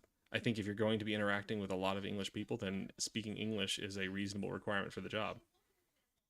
Right. Okay. Because that's the reason why I bring this up is communities tend to deal with this themselves. Like you tend to get groups of people that group together who speak their own language, and then they have their own like supply and demand. And then if certain groups are struggling, then the representatives that represent them should be finding ways to get them opportunities, programs to help them maybe learn a language. I don't know. Yeah, I'm not learning any Urdu. The reason why I asked that is because that's like a personal experience for me. I applied to a job and they wouldn't even give me an interview because I didn't speak. It was Hindu, Urdu, and I think it was Punjab. There was 3 languages in there, and I looked up the demographics. Mm-hmm. And like 1% of Indians knew how to speak those 3 languages. So it's like, what? How much of their company's business is? How much of that company's business is with people that speak those languages primarily? It was a pest control job, so I'm sure there was plenty. So then, how is their employee going to interact with those people? Well, that's a great question because I did pest control, right? So mm-hmm. I had plenty of times where I needed to like say the dangers of the products I was applying, and I would go in and there'd be some Italian grandma, and I would think, oh, she doesn't speak English, so I would communicate through Google Translate. Okay. So if I could do the job with assistance, is a company required to have the belief that talking to somebody through a machine is a reasonable way to do business with their customers? Yeah, you have to, because for pest control, you service all kinds of people. So unless you know every language that people speak in Canada, which is a lot, mm-hmm. then you're going to need an assistance device to communicate with them. Sure, but the company could consider how often their employees would need that. How often is that something that they have to have their employees do to give that impression to their customers? I'm not saying what's right or wrong here, except that a company under a capitalist system and has the right to express themselves to their customers in whatever way they want to, and their employees are representatives of them. Yeah.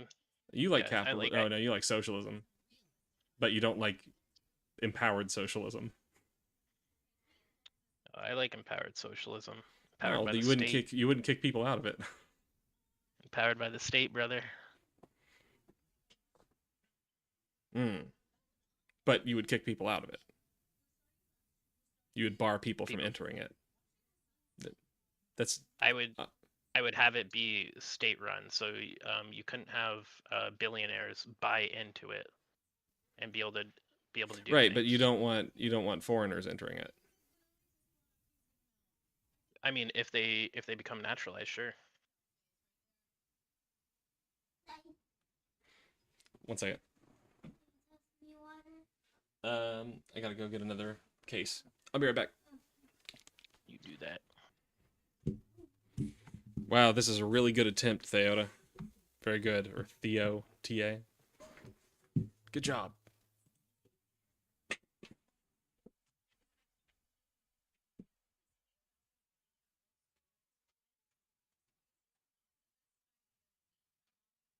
not a fan of Trump. I think he's a fucking pedophile. I think we can all agree on that. I like the idea of ICE.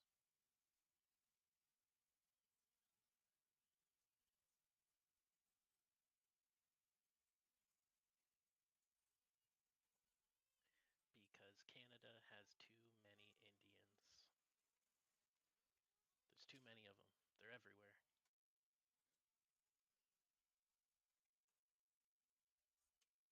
I applied to it. I'm still waiting. I'm probably not gonna get it, but you gotta shoot your shot, you know?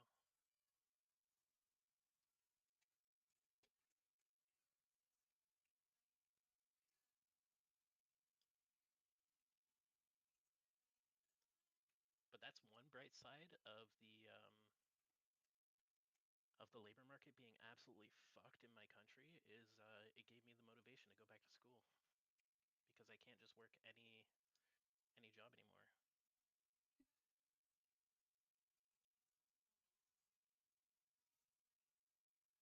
How much is a reasonable amount of minority presence? Enough that they can be integrated. So I would say like 2010 numbers. You need to go to bed soon, darling. Like 40 or 50. 1 o'clock in the morning. I think that's justified. Yeah. When you get to like 600 million people, that's where it's like slow down. Because it bogs everything up. Are you responding to Hidden Scotty? Yep. Cool.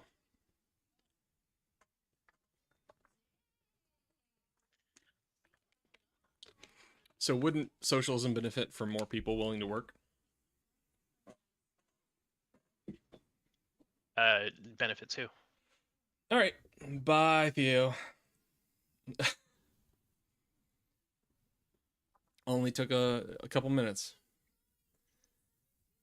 He did wait until I got back to pull out the racism. Okay. Come again? Benefit who? The working class. The working class. Yeah. So if you have 100 people and 100 jobs, and then you bring in another 100 people, and say you make 20 jobs, so there's 120 jobs. Wait, are you saying before we bring people in, there's zero unemployment? I'm just saying this as a hypothetical. Yeah, let's say all the jobs are filled. Okay, then we are going to have to start worrying about our immigration. So when we get to that hypothetical, then you're going to get me on board with like, oh no, now we need to worry.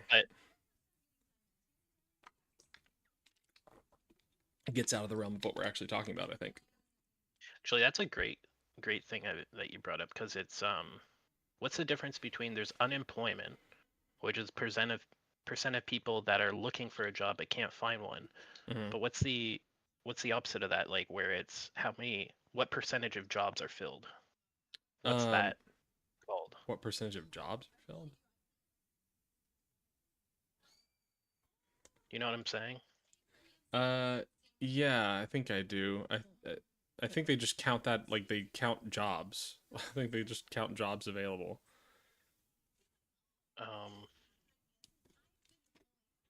Here, let me. What?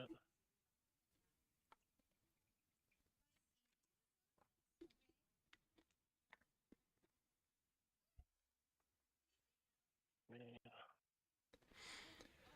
23.3% of Canada's population in 2011 was non-white. Why are we talking about non-white? Oh, because we were of on like the top number of of people he would immigration. have to work with. Job vacancy rate. Okay. Job vacancy rate. That's a good one to add to my repertoire. I'll probably forget it in 10 minutes. So it's around 3% of all jobs are unfilled. Well, good. That's a good healthy proportion. Yeah, and then let's just compare. Wait, 3% of all jobs are not filled? Yeah. Sorry, I was expecting the usual statistic of 3% of people are unemployed. What's I feel like unemployment it rate in is. Canada? What's that? What's the unemployment rate in Canada? 6.8%. Okay. Sounds like that 3% of jobs is not offering what people need to make them want to take it. I did not mean to just grunt into the microphone. My bad. I mean, yeah. I mean, there's Also, probably some more nuance there, right? Like, because we brought so many people in, we're always trying to hire like doctors and shit, right? And those oh, aren't just someone. were y'all talking about stuff that before, while I was gone, where you said that you want to get back to 2010's numbers on the number of non-white people in Canada?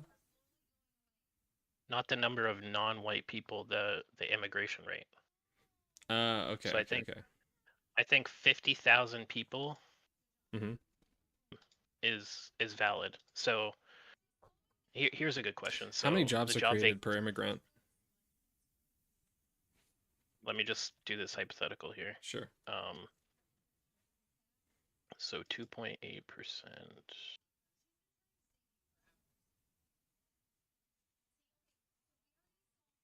Okay, so there's 501,300 unfilled jobs reported in mid 2025. So what do you think? Obviously, 0% job vacancy rate. Would you say that's good, or that's that could be problematic? How many jobs are created per immigrant? Let me go through my hypothetical first. Okay, 0%, 0% or 0% jobs not taken would present an issue for continuing to have immigration. You would not necessarily need to stop immigration. You might need to have some other policy. You would need to have some kind of policy, whether immigration or something else, to resolve that problem.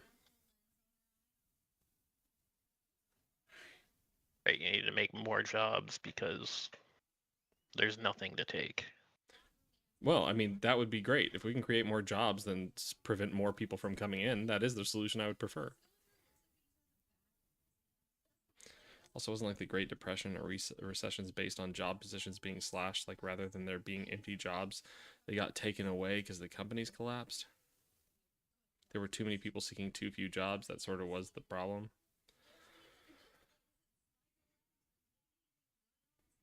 I'm not sure. Are we saying we're in an economic slump right now, and that might be the cause for what's going on with the job market? I mean, things are pretty Well, damn uncertain over yeah, here. it's definitely not just like immigration. I don't blame just immigration. It's like AI is a huge one, right? Right, but you did say that you want to exclude immigrants from your version of of nationalist socialism. No, I think it needs to be at a reasonable number. I think 50,000 people a year is more than reasonable. Where we can take 50,000, we can pick the top of the litter because there's 40 million people that want into Canada every single year. So let's say of those 500,000 jobs, 25,000 of them are doctors, are doctor jobs. We could we could say that's one of our top priorities. Let's bring them in. Maybe bring in 25,000, and then for the other 25,000, have government programs where, if you want to be a doctor, we will we will pay off half of your schooling. So instead of going to school and being in $500,000 in debt, the government will say, we need more doctors. So if you're willing to put in the work, we will give you money I off guess your I'm tuition. I guess I'm still trying to understand your selection of the words National Socialism. Um, so are you saying under your ideal Nazi government, I assume you want the government to reflect your political position, um, all people would be treated equally by the law regardless of religion, race? I think it should be Christian based. So you think everyone in your country should be Christian? I think I don't think everyone should be Christian, but everyone should respect Christianity and a So lot you of would make a the law that laws. says respect this? No, it'd be law based. In what sense? Well, let's just say let's throw in the 10 Commandments, and make them legal. What's the bad in that? What do you mean legal? Oh, you mean like make each of those commandments a law? Yeah. You know, one of those commandments is to have no god higher than me, right? Do you not know your 10 commandments? You're saying it wrong, so. Yeah, but you know which one I'm referring to, and you know what it requires. I don't pretend to be a Christian. I don't get why you're saying that though. What is that? You said you wouldn't require people to be Christian, but you said that you want to make the 10 Commandments law. And one of those commandments is to hold no God above him. So that would require that they be Christian or atheist. I am the Lord thy God. Thou shalt not have strange gods before me. Yeah. Well, that's one version, sure. So yeah, maybe we outlaw it publicly. You can practice what you want in your home, but yeah, if you want to have a Shabbat on the beach, then that's probably a bad thing. Why is it a bad thing? Because, Hidden Scotty, I'll get to your questions when I get to a reasonable stopping point on this. It'd be a Christian nation. So what would be wrong with people practicing their own religion in public? Because it would go against the 10 Commandments. It'd be blasphemy or heresy. Okay, so you want to require other people to obey by your religion that you cannot prove.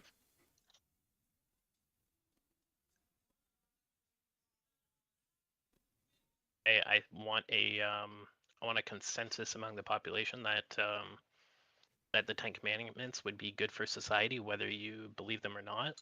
Right. So if you get the government you want, and there are people who still live there because Canada is their home, including native Canadians, what would you do with those people?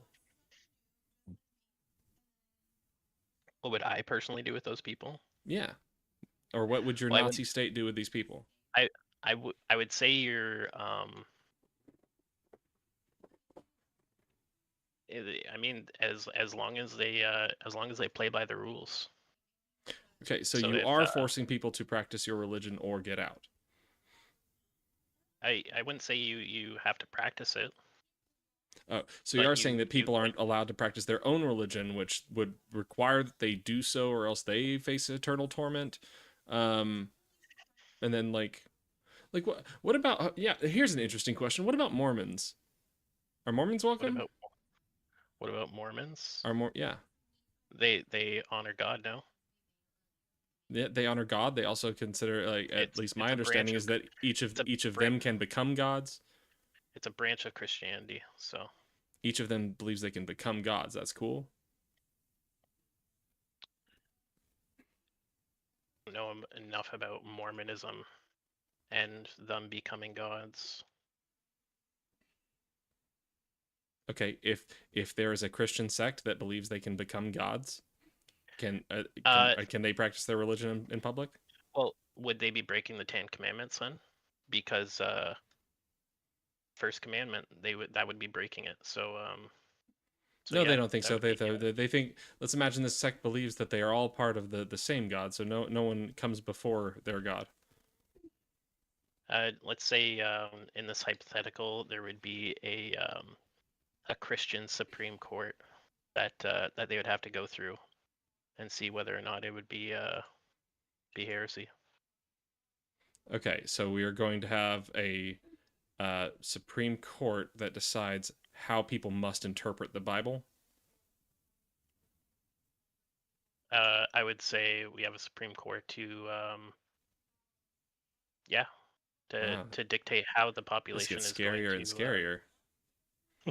So what if the Supreme Court decides that the way you believe in God and Jesus is incorrect? In which way, though?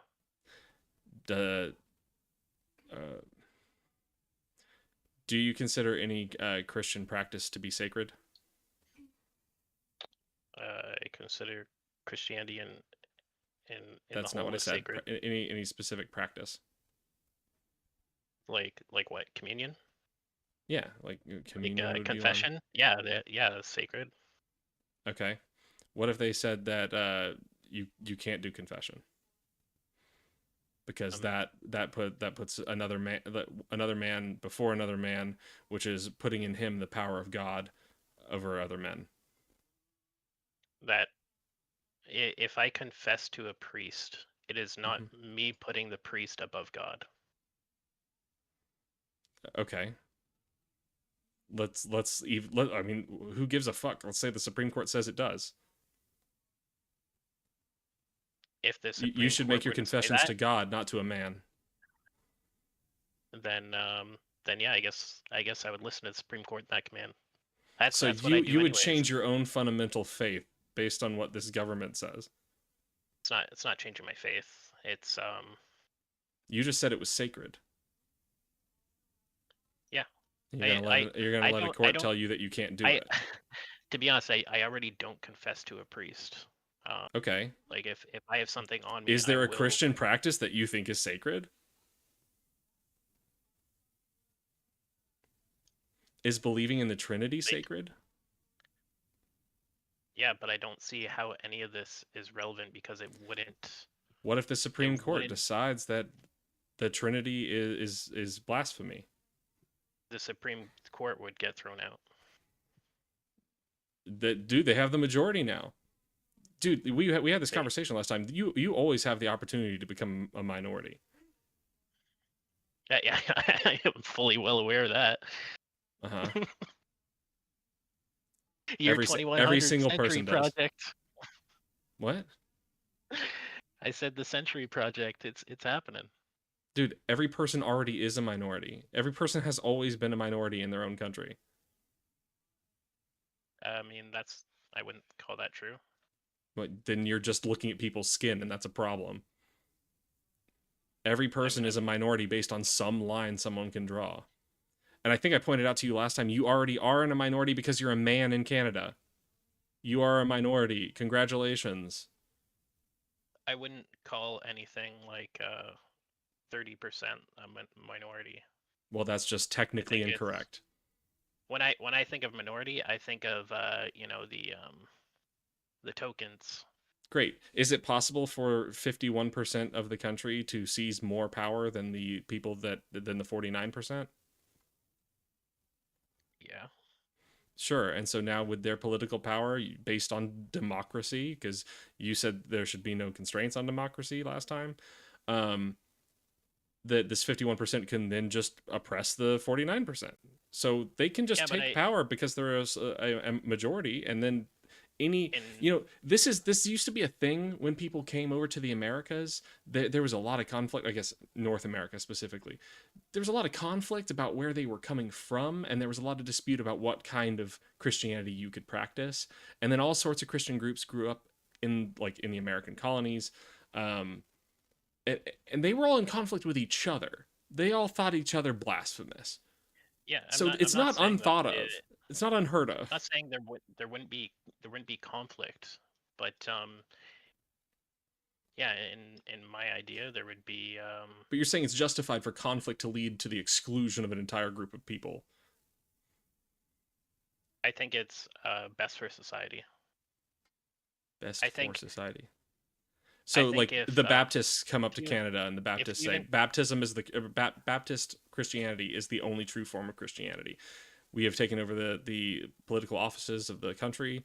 We are going to enforce baptism. No other form of Christianity can be practiced in public. That's cool with you. Well, they would. So in my view, it would be there would be like, say, a certain amount of seats that each religion would hold, and they would discuss amongst others. If fucking 90% of the population ended up turning to Baptist, then yeah, they would have majority say in almost everything. And then they could tell people it was not legal to practice their form of Christianity in public.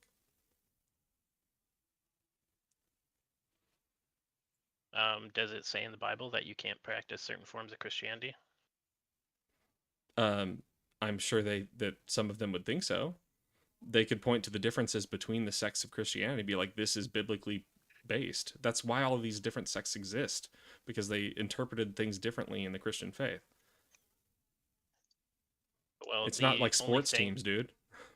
The only thing that I could actually see being a thing that would be a hot topic is saints, and whether we venerate the Pope. It doesn't matter what you can foresee being a hot topic. Anybody can make anything a hot topic.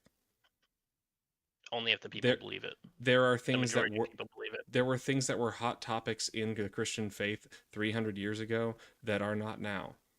And there will be things that are hot topics in faith like 300 years from now that were not then. Abortion is a thing that is big now that wasn't big then. They would not have given any thought to whether like somebody practicing abortion was a violation of the Bible. But now I can imagine a Christian Supreme Court saying that you can't do that. This is not a surprising thing to ask. Here's a kind of on topic question for you. Let's say no immigration was like a thing. Like people just didn't want to come to my country. Okay. And we know the birth rate is declining and eventually our civilization will collapse. Do you think it's justifiable to make abortion illegal? No. Why not? You should just incentivize birth. Because the state should not have command over an individual's body.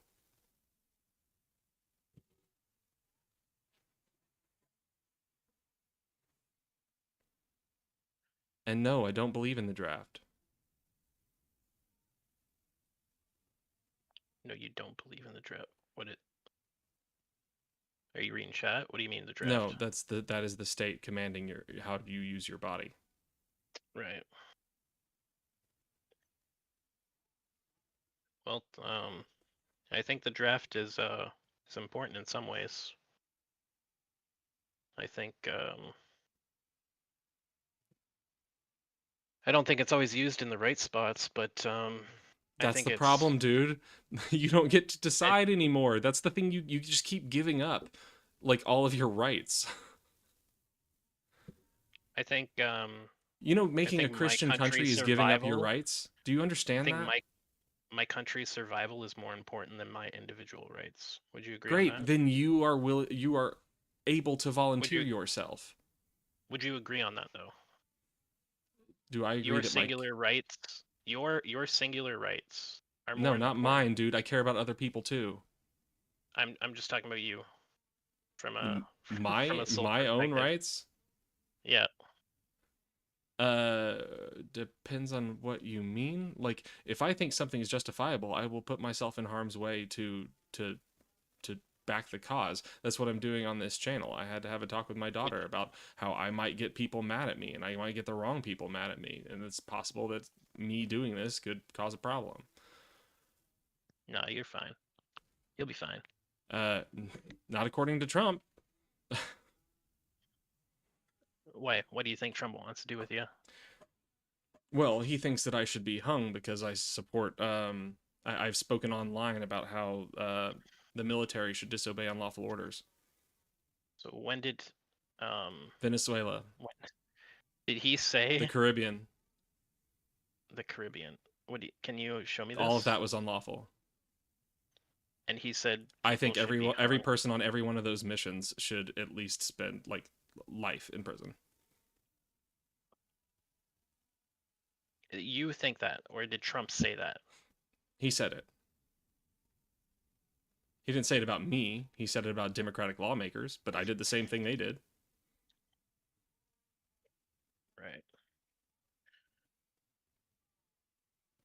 He also said that the FBI could investigate me on the basis that I have anti-Christian or anti-capitalist speech. Cool. Thanks for that. Love that.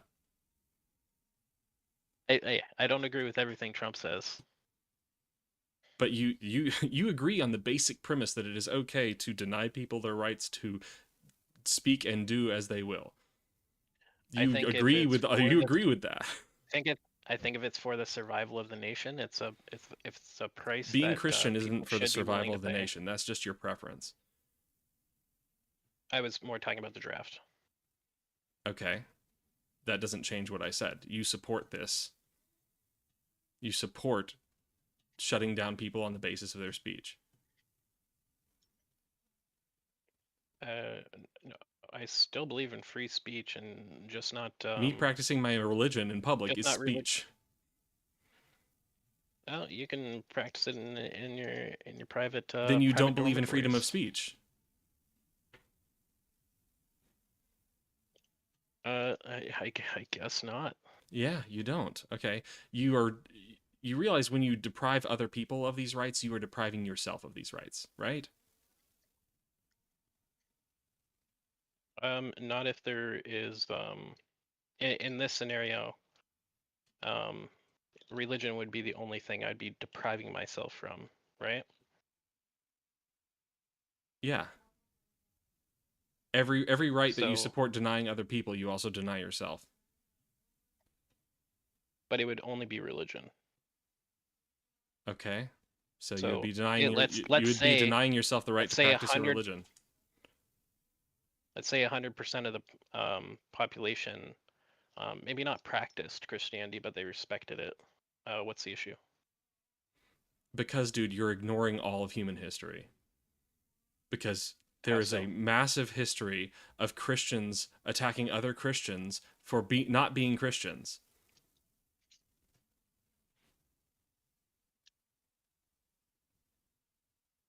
Wars were fought over this. I'm not saying there wouldn't be conflict. In my hypothetical. Then you don't have a there right. Would be, but I think there would be less conflict. How? People are just going to argue about other shit. You'd still have this same level of like right now. The problems we're having aren't people having different religions. The problem is the heightened rhetoric calling other people demons for having their beliefs about giving other people rights and access to healthcare and trying to help races be treated equally under the systems. Demons. And telling people to leave kids alone. Stop worrying about other people's junk. Oh yeah, what's your thought on the daycare stuff? I haven't paid much attention to it. No, it's a hot topic, man. Yeah, I mean, I have other more pressing issues going on. You should look into it. It's interesting. Okay. I'm more worried about an executive that's just, burning the Constitution in front of everybody's face. Trump is literally doing fascism by taking government funds and putting it into the stock market, which he has done with Intel. The U.S. government owns 20% of Intel, and the whole premise of corporate criticism is merging national corporations and labor unions to obey the state, instead of having these entities support workers. Okay, I need to address the Hidden Scotty's questions. He said, how do you feel about the rate of national student visas? Is it too high or low? Because that is immigration. What do you mean by national student visas? In my country? Mm-hmm. Or just globally? I assume it means international student visas. Yeah, I in your think country. And do you work on Sundays or Saturdays? me, I don't work right now. I don't have a job. I'm just going to school full time. Okay. Welcome to a minority. I think international students are fine as long as it's within limits. I think if you want to go to school at Brantford in some college diploma mill, that's a different story. I think you can be an international student as long as you are accepted to a credible school where you're going to study. Do you do any schoolwork on Sundays or Saturdays? Yeah. Well, then you don't honor the Sabbath then. That's fine. Well, other people would say that you're not a Christian and you're breaking the commandments. That's more of a Jew law. Not according to some Christians. Dude, this is just I'm gonna shorten this. This is a historically illiterate position. Historically, that's it. You just think all Christians can get along and they'll just like let each other live in peace. I never said that. Right, but you are severely underestimating the amount of like harmony there would be among this group of people. People want to enforce their rules on other people. Like a fascist is going to be a fascist about whatever they want to. It's not just about religion. If they would enforce, I can't. My brain's breaking right now. Scotty, that is not in the Ten Commandments. It is what is it called again? It's remember to keep holy the Lord's day. That's the Sabbath. That's what the Sabbath means. Remember to keep holy the Lord's day. Right. Wait. So you're saying it's not in the book to not work on those days? Show me the direct quote you're quoting. Because keep holy. I don't keep holy. Mm-hmm. So what if all that, in my interpretation, all that means is no, it's my interpretation. Other people agree with me. You don't get to practice yours. This is dumb, dude. It's just dumb. Not if we agree as a nation that yeah, if everyone agrees with me, I'm gonna have ice cream every day. Woo! Show me directly. Is that how your politics works? Show me directly where it says I can't work. It says keep holy. That's what keep holy means. No, so the definition of keep holy means do not work. In association with work, with the holy day, yeah. That is the practice that the holy day requires. No, for the Jews it does. Yeah, and for Christians it does. No. Jesus also thinks that you should bring immigrants in and support immigrants and feed the hungry. No. Yep. You're not allowed to speak on that in public. Let's see, 20. Let's pull this up. Oh. 6 days you shall labor and do all your work. 10, but the seventh day is the Sabbath to the Lord your God. On it you shall not do any work, neither you, nor your son or daughter, nor your male or female servant, nor your animals, nor any foreigner residing in your towns. Jesus was an illegal immigrant of Egypt without him being an illegal immigrant in Egypt. You wouldn't have the crucifixion and salvation that is given to the many. You're using the Ten Commandments, which is part of the Old Testament. Yes. Yeah, thank you, Hidden Scotty. So do you see how broad that is, though? Why are you forcing Jew law on me, dude? Hey, I don't like the Jew law. I'm more of a New Testament kind of guy. You just said that it should be made law. That was more of a hypothetical to see what's the problem with making okay, the so Ten Commandments only law. quotes from Jesus? Well, technically, it's hard to quote only quotes from Jesus because the Bible is. No, it's not. I can pull all of his quotes. Jesus. Well, why would I make laws out of things written by men? Oh shit! 1 sec.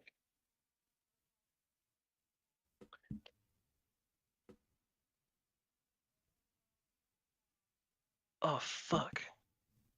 Sorry. I'll deal with that later. I was playing with my nail clippers and the thing came undone. Now I have a set of broken nail clippers. But sorry, your question, why would we The hidden Scotty, as a pretend Christian, yeah, the Bible is unreliable for Jesus. Well, no, not for Jesus's words. Jesus' words are fine, but then you're just talking about people that came after him and wrote books that never knew him. Why would I trust their words? I don't see why they wouldn't be trusted. They were written by men who never knew Jesus. That's it's not necessarily no true. Intel. The person on the call is the bad guy.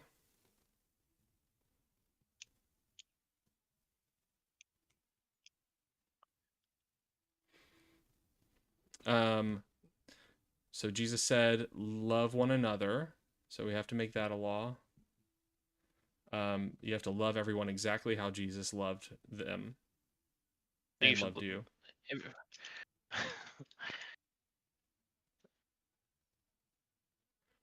Don't be anxious about tomorrow. Do not be anxious. If you got anxiety, you're out. You having what? If you have anxiety, if you're diagnosed with anxiety, you're out. From what quote? What are you talking about? Christ says, do not be anxious about tomorrow, for tomorrow will be anxious for itself.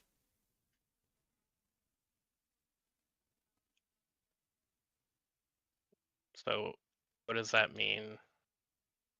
You're just taking the first sentence of that. I'm just running with that. I'm just saying what Jesus said, dude.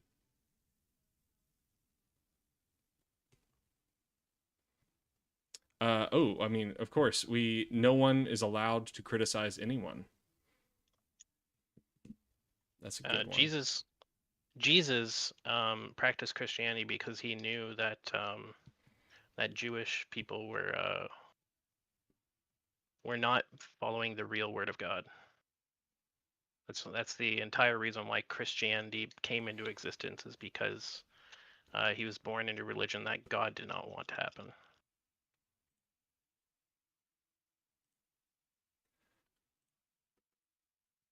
Give me 1 second here.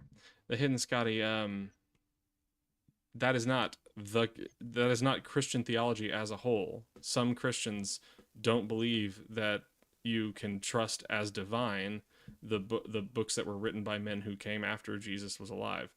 There are some people who think that, and there's always the possibility that the majority could believe that in 300 years.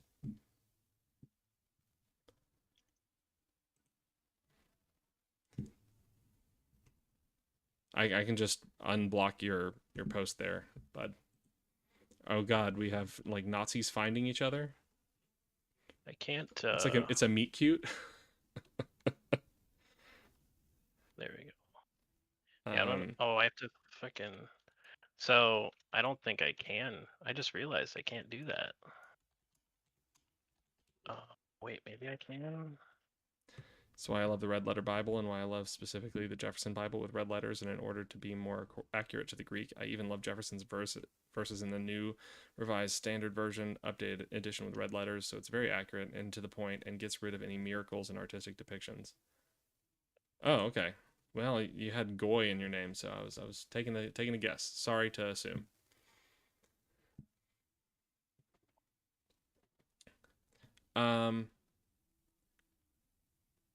So no praying in synagogues and no praying on street corners. Don't practice your righteousness in front of others. So nobody can pray in front of other people. Don't practice your righteousness in front do of not other store people. up do not store up treasures for yourself on earth. We're gonna make a law about how much wealth you can have. Yeah, I'm all for that. Okay, how much are we talking? Well, that's something the Christian Supreme Court would need to decide. Okay, well, hell yeah. There's some socialism. Oh, Is everybody required to turn the other cheek? No. Why? Read You're the full required to quote. love your enemies? Read all of Matthew 5:39. See.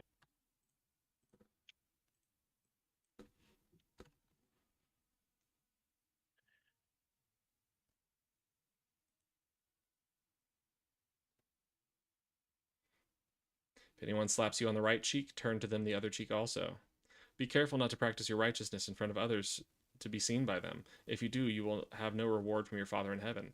So when you give to the needy, do not announce it with trumpets, as the hypocrites do in the synagogues and the streets, to be honored by others. Truly, I tell you, they have received their reward in full. But when you give to the needy, do not let your left hand know what your right hand is doing, so that your giving may be in secret. Then your Father, who sees what is done in secret, will reward you.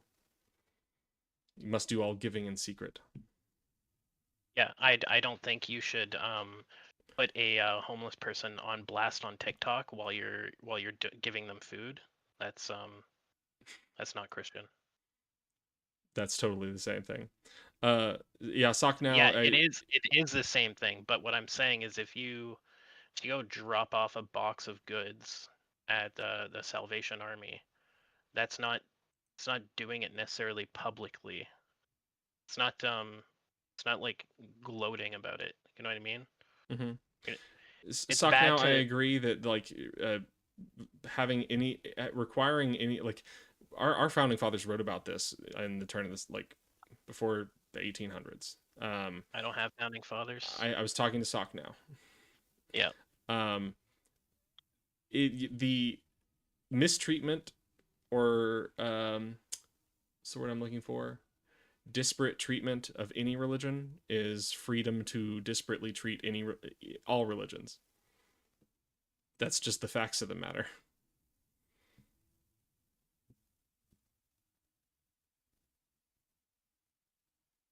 Are people required to fast in your version of your government? So you believe that your founding fathers were vastly important? I consider the Constitution vastly important, and I consider what it means to be vastly important. So what they wrote about what it meant was. So yeah, I'd like to shoot you a quote from Sir John A. Macdonald, one of my founding fathers, Canada's first prime minister. It is not to be desired that they should come, that we should have a mongrel race, that the Aryan character of the future of British America should be destroyed by a cross or crosses of that kind.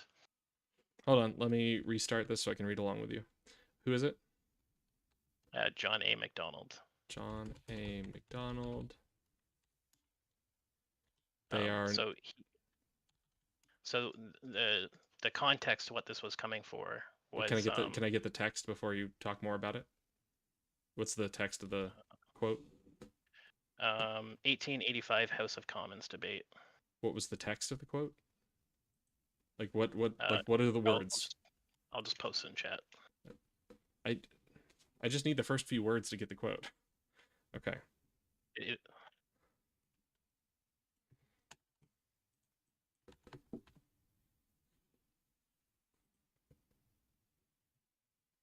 Wow, first link that comes up. Queen's University, Sir John A. Macdonald fact sheet. Racism and oppression committed by Sir John A. Macdonald. Fun.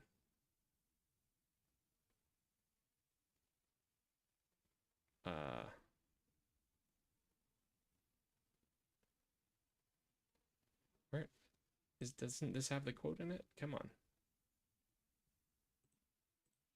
F. Perhaps. It is not to be. There we go. If you look around the world, you will see that the Aryan races will not wholesomely amalgamate with the Africans or the Asiatics. It is not to be desired that they should come, that we should have a mongrel race, that the Aryan character of the future of British America should be destroyed by a cross or crosses of that kind. Now, hold on. Got to figure out, to be fair to history, what is this from?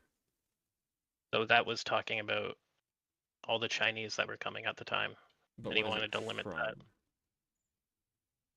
Is it from a What's it? speech? It's from the 1885 debate in the House of Commons. Wow. Okay. Was that made into law?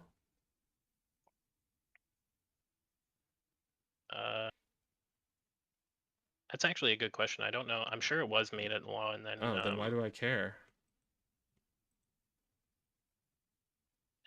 well, that's what my founding father said, and if it was removed, then and I think that's vastly important, then shouldn't that matter? If I want to No. get that reinstated, because that's what my founding fathers believed. Well, your founding fathers also believed in the legal process of changing the Constitution. We don't have a constitution. Really? Canada doesn't have a constitution? It's called something else. What is This it is why called? Thomas Jefferson was great in picking those verses, and I really love it when I give the Christian right their mind in the United States who think they support the Enlightenment founding fathers.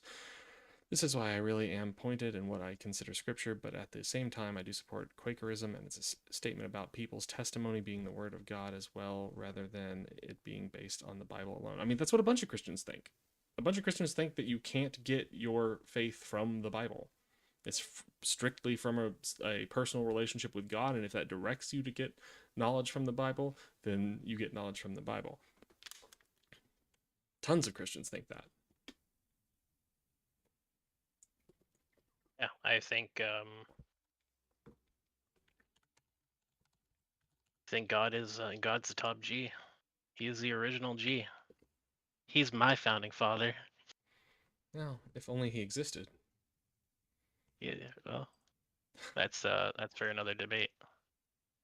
Canada 1867 Constitution, Constitution Act of 1867, and Charter of Rights and Freedoms. Yeah, it's called, our Constitution is called the Charter of Rights and Freedoms. That's the closest thing.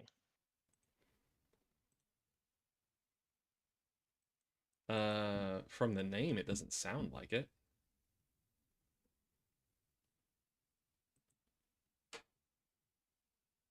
Sorry, I'm Googling over here.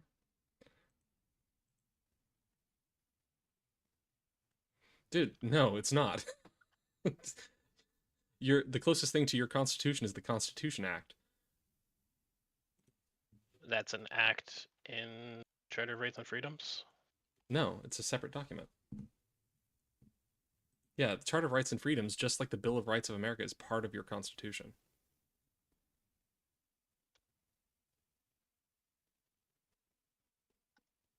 Yeah, this is just we don't call it a constitution. Well, the Charter of Rights and Freedoms is just a part. It's a section of your Constitution. So I don't know what you guys call it. The Charter of Rights and Freedoms is the whole thing. Let's see. Let's open it up. It's what we would consider a constitution. Charter. Well, I mean, it can definitionally not be that. We'll find out. I just want to read it. Why are you making this hard?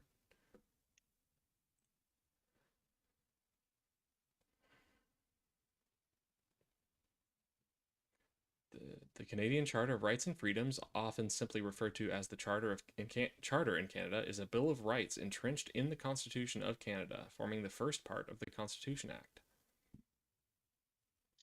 Like executive power, legislative power, those don't belong in a Bill of Rights.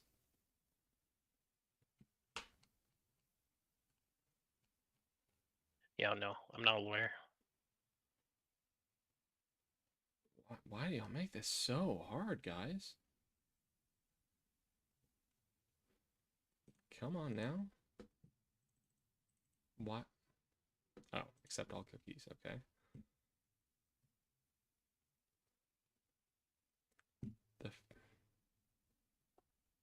Ooh, Section 2 of your Constitution was repealed? What was it? The second section. Do what? Hey, like y'all ran a race to get something y'all didn't want in there. There's Section 2 and then there's A to D. Sorry, Section 1, subsection 2. Which one is I that? just meant the second section. I don't know. It says repealed, so I can't read it. Oh. Oh, shit happens. Yeah, I'm just curious what it is. Like, it took y'all no time at all to put something in there that you didn't want anymore. Our freedom of religion wasn't put in until 1986, I think. Wow. I'm sorry that happened to you. Hey, I would argue that 1996 Canada was our golden age. But yeah, but you want to get rid of that, right? Get rid of the freedom of religion. Oh my god, can I just find the freaking text of this? It should not be this hard. Canadian Charter of Rights and Freedoms. PDF, sure, yeah. Also, did you see my I posted about the proof of the wage subsidy? Proof of the wage subsidy. I didn't see that. I don't know if you were just ignoring that. I didn't see it. Here. I'll share it again in the chat. It's gonna block it though because it's a link. That's fine. I can still see it. If you wanna.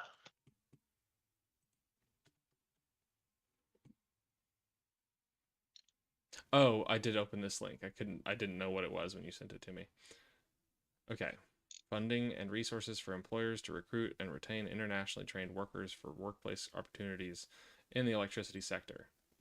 More funding programs and hiring about the program.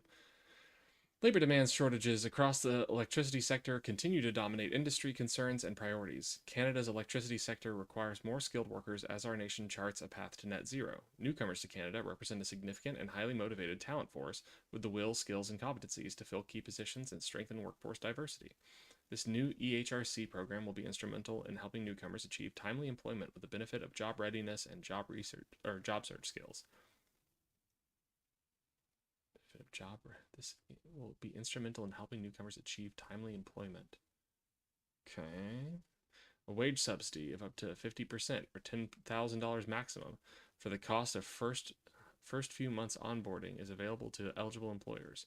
Below you will find information about eligibility requirements and an overview of the process, as well as the forms to pursue this opportunity.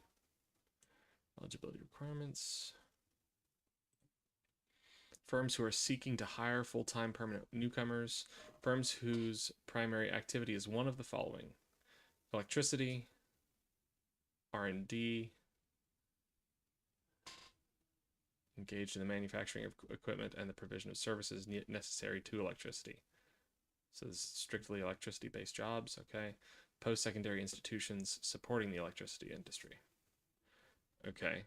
No evidence of like what you have to prove, or like no statement of what you have to prove to be eligible. You just get it free. Provide funding of up to $22,000 to employers who create internship or training opportunities that help young youth attain career skills and experience. Well, okay, let's narrow this down then, one at a time. Do you have an issue with this? Provide funding of up to $22,000 to employers who create internship or training opportunities that help youth attain career skills and experience. If it's not based on race, absolutely, I support that. It's based on immigration. Then no. Why? Why should my tax dollars pay for someone who isn't Canadian to come in and get a They're job? immigrants. They're becoming Canadians. So Canadians should be outsourcing their problems instead of investing in their own population? That's not outsourcing. They're immigrants.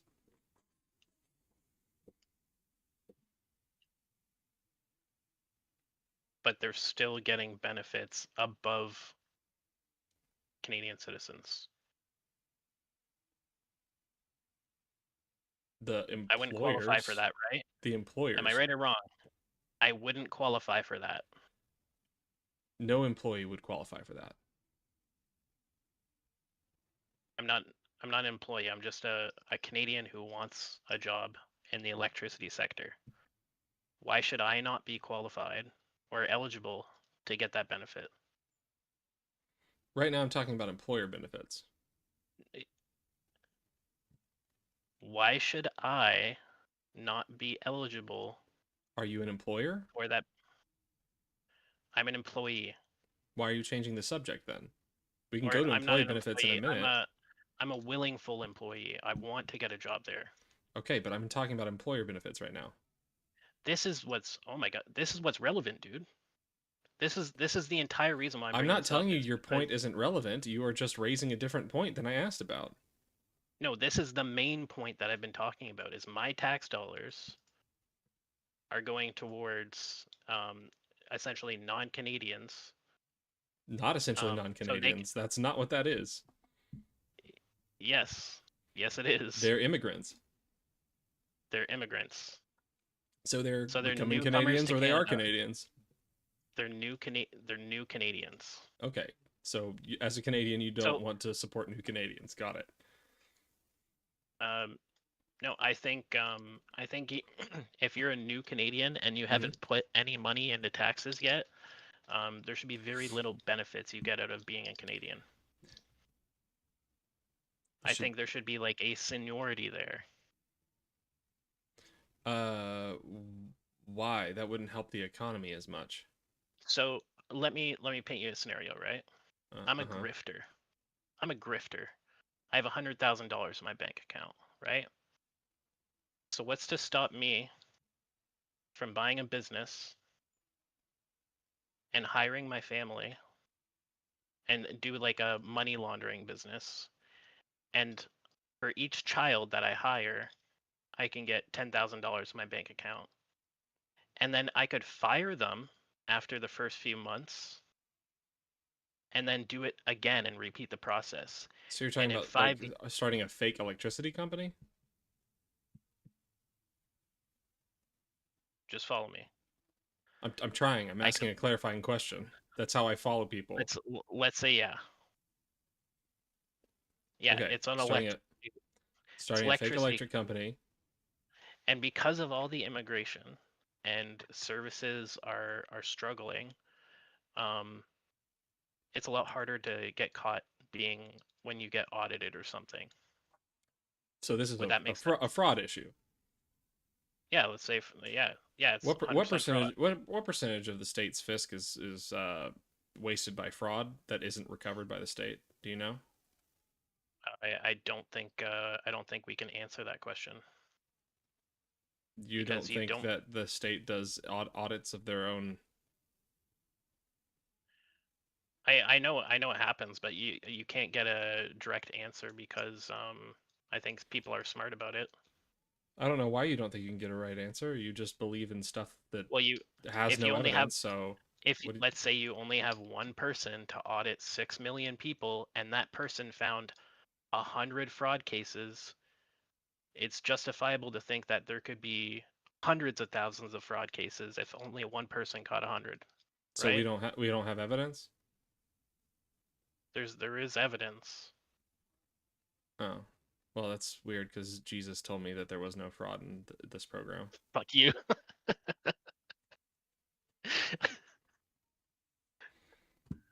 It's all the evidence I need. Yeah, okay. Thought we were going to debate in good faith. Well, that's literally what you agree with, right? Jesus said it, so I can make laws that enforce it. Right. I respect your beliefs. I would hope you respect. No, you don't. No, you don't. I do. No, you don't. You don't think I should be allowed to be a Canadian because of my beliefs? You do not respect my beliefs, asshole. That's rude. Don't lie to me. Okay, so I never said I don't want you to be a Canadian. I'm not against immigration. I'm against mass immigration. You're against somebody with my beliefs being a citizen in your country. Just listen. I think if you come to Canada and you have cancer and you want to get our free health care, Canadians should get first place. Is that not justifiable to have a belief of that? If there's a waiting list, If you have cancer and you need to get our free health care, is it not justifiable for Canadians to be at the top of the list? As opposed to who's the other group? As opposed to it just being first come, first serve. But you said Canadians versus who? Newcomers. Those are Canadians, so no, I don't think that's justified.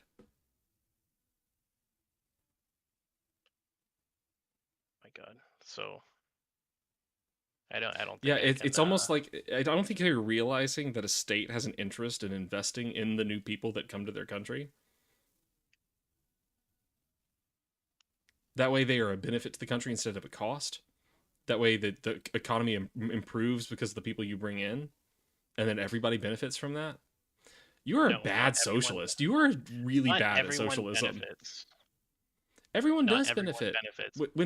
When people come in and bring more workforce to the economy, that grows the supply and the demand for jobs. What if for every one job they create, 10 people are coming in? I'm willing to bet there's still a net benefit to your economy. Okay, so it's all about GDP and not quality of life. How's the quality of life decreased?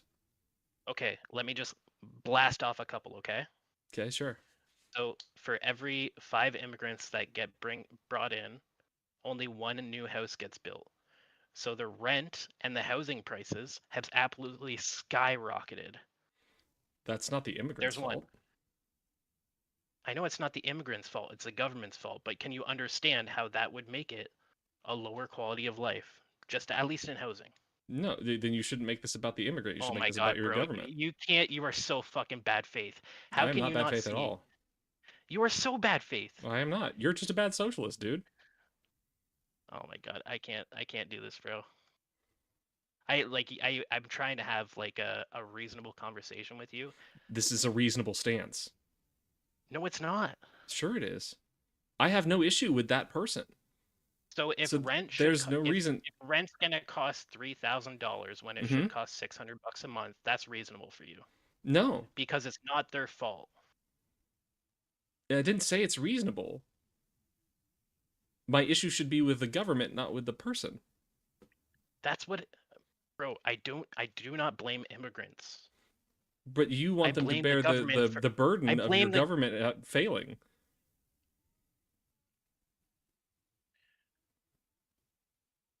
I think if I want to fix my immigration problem, what's up, Gannon? We need to make it not such a fucking free ride. I'm still willing to bet that the average immigrant is a net benefit to your economy, so it wouldn't be a free ride. They're contributing more. Well, yeah, because you don't believe that that housing supply is the smallest it's ever been, so costs are through the roof. Right, but immigrants are raising wages. They're creating more jobs. They're increasing. They're not raising wages. Sure, they're suppressing wages. No, they're not. When you have more people that legally work, no. Let's do the hypothetical, okay? 100 people, 100 jobs, and now there's 110 people. Why should that employer give someone a raise when they can just fire someone and take a new employee who is unemployed and willing to work?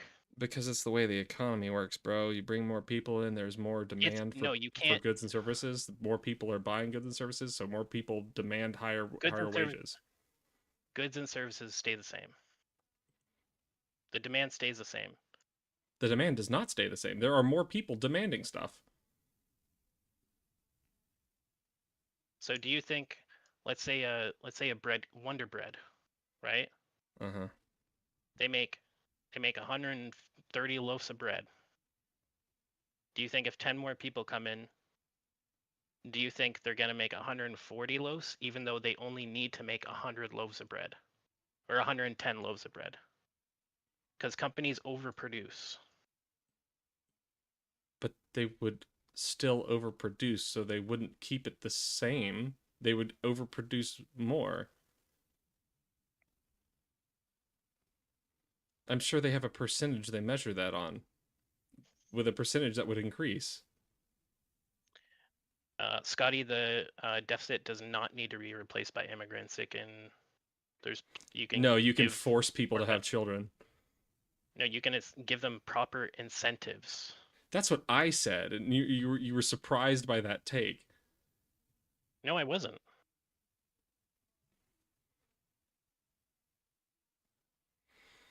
I don't think we should outsource our birth rate to foreigners.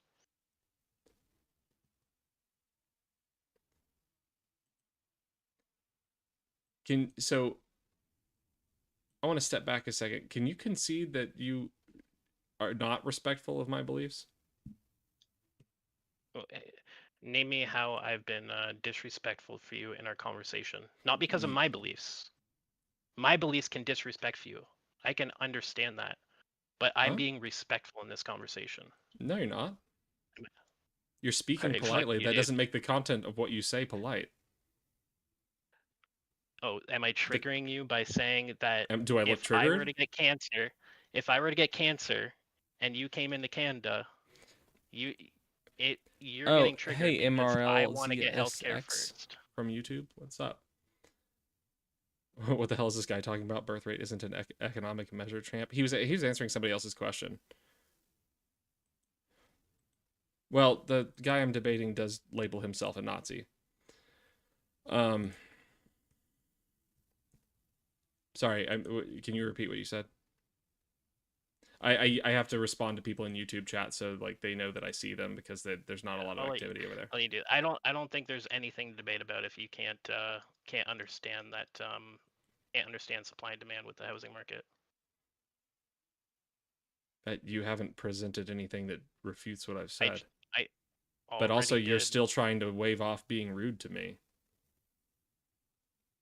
What did I say that was rude? That I don't deserve to be in Canada because I did not say that. Yes, You're you putting did. words in my mouth. No, I didn't. You said that no one should be allowed to practice their faith in public that isn't a Christian. So what's your faith? I am an atheist. That's not a faith. Sure it is. You have faith in nothing. Faith in this, not a faith. Well, in the legal sense, in the legal sense, it is. That's the one I care about. No, that's not a faith. In the legal sense, it is. I think because it touches on the same. It touches on the same issues that that religion does. I mean, it really touches on nothing. Well, it touches on everything in that it says that I don't have a basis to have a belief on that. That it still touches on the same subject matter. You believe in nothing. Believe in nothing? You have faith that you believe in nothing. I have faith that I believe in nothing. I don't have faith in anything, is what I would say. I believe in a lot of stuff. I don't have any faith in anything. From the Christian definition of what faith is. And you're triggered because my belief is that you shouldn't that you should respect Christ if you're in my country. So if I think that secular policy is necessary to foster the benefit of a country, then I shouldn't be allowed to speak that out loud?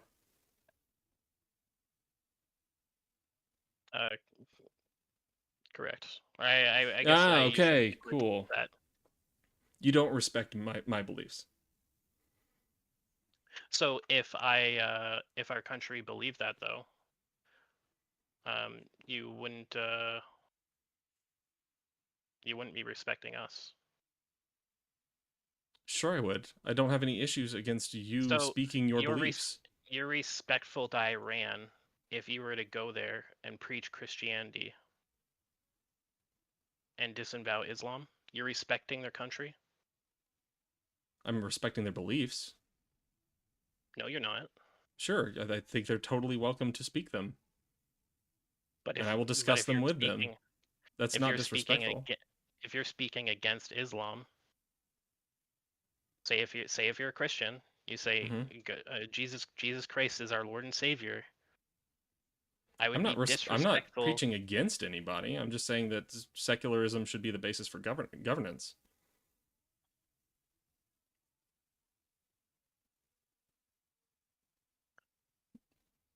but you would be disrespectful if you said your belief should not be governed by law. If all people in Iran said they've all agreed that religion is at the forefront of law, then it would still be my position that I'm not being disrespectful of them. They're being disrespectful to everyone else, and I have no basis to respect disrespect. Who is everyone else if everyone in Iran is a devout Muslim? Anybody who doesn't want to be.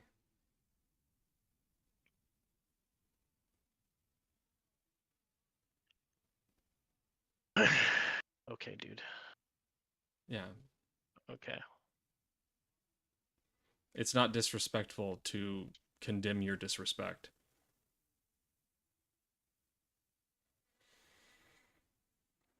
Yay, pluralism. Yay, egalitarianism.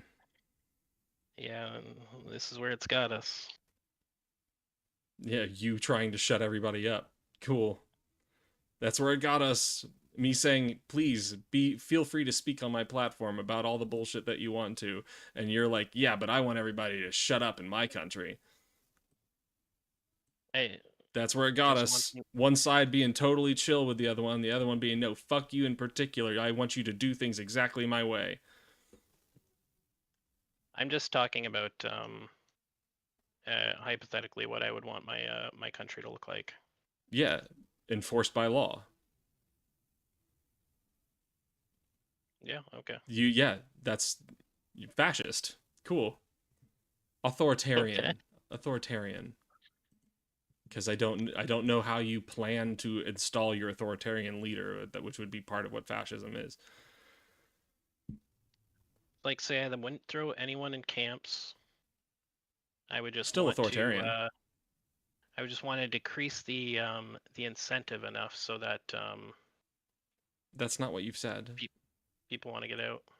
You won't ever win because they don't understand how they can lose. I know. I keep trying to explain it. He thinks that he's somehow protected from the future. Heads up, this isn't even a debate. This guy won't. No, I usually do conversations more than I do debates. He simply isn't smart enough to figure out why he might be wrong. Yeah. I can understand why I might be wrong. And you have no sense of self-preservation. I have a great sense of self-preservation. No, you're denying yourself rights is what you're doing. Okay, so this is my beliefs in my future as a Canadian. You're denying yourself rights. Just listen. My future, I think, is going to involve 30 million Indians coming into my country. Okay. And then they are going to practice Hindu and disavow Christianity. I don't know why you're assuming they're going to disavow it when they come over to your country that was previously supporting like open religion, freedom of religion. They came to your country wanting that. Oh yeah, it's not my country, it's their country now, right? Because they're Canadians. It's y'all's country. It's still your country. My daughter is my daughter, dude. Cultural suppression. Do you think we should stop pedophiles? What? Yeah. But what if being a fucking child diddler is part of their culture? It causes harm. Your freedom stops when it starts causing others harm. Yeah, I know, Emerald. It's insane position. That harm is a religion. What if that harm is religions can't go to the extent where they harm others? I mean, yeah, it can. Let's talk about circumcision. Is that not harming a baby? Well, then enough people don't think that it's harm. I would agree that that's harm, and I don't think that should be legal. So you can concede, though, that certain religions can have harm behind them. Certain religions can have harm, for sure. Okay. I don't think that's legally justifiable. All right. I'll finish here. even though you think I am an asshole, I appreciate us having this talk and both think Well, I mean, solidifying our worldviews. in short, just stop trying to force other people to do stuff, man. I'm not personally trying to force anything. I just want my my country to be more Christian, Well, and I think forcing people to I think close their it's the mouths in key to public saving is Canada. force. I think it's the key to saving Canada. Forcing people. Treating by force. Sure. Yeah. Okay. Whatever Stop makes you doing happy. that. Just stop doing that. You can't, because you doing that is forcing me, right? You're No, saying stop doing it? I am asking you to stop being an asshole. Hey. You are allowed to be an asshole, and I will protect your right to be an asshole as much as it works against me because you don't play by the same rules.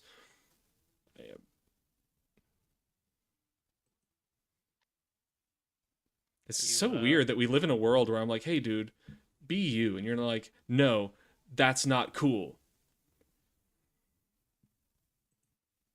Like, what am I supposed to do in that world? That's insane. Like, that's insane. And I have to sit here and be like, oh, because morally I think this person should be allowed to speak their mind, and I just have to sit here and like accept that they want a government that like doesn't allow me to be myself in the future. Do you understand how like freakish that idea is? I don't think you understand that. No, I don't think I do. I don't think I do. Yeah, that's pretty fucked, dude. Honestly, it's pretty fucked. I'm a fucked up guy, man. Okay. It's just getting worse. It's just getting worse. That sucks. I wish it weren't so. Welcome you back over here anytime. Hey, on the left. Thank God I'm not an American, right?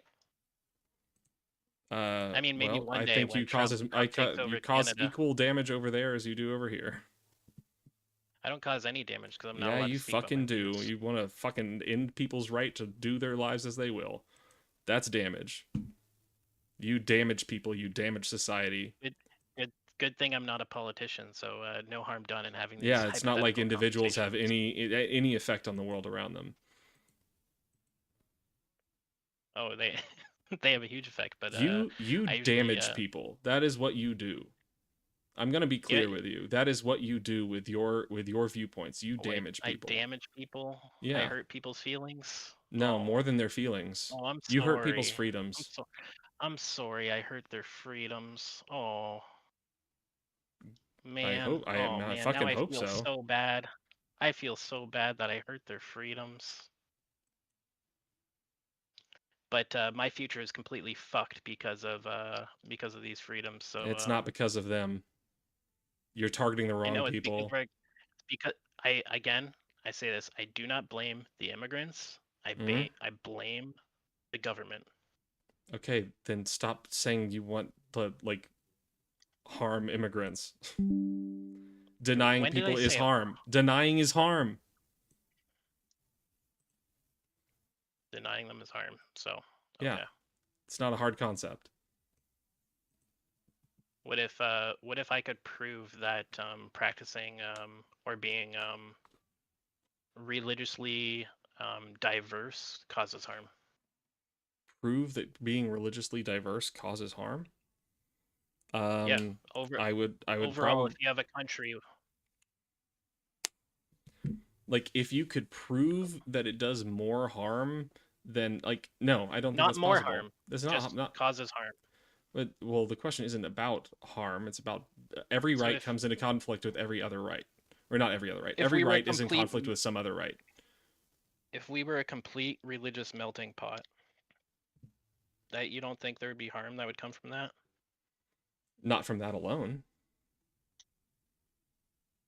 Well, yeah, there would be other harms, but it would cause harm. No, I mean, from like religious freedom, a religious melting pot alone wouldn't cause an issue.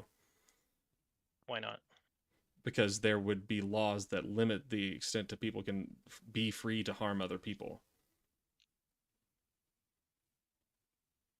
That is the current state of affairs. Well, that's supposed to be the current state of affairs in America.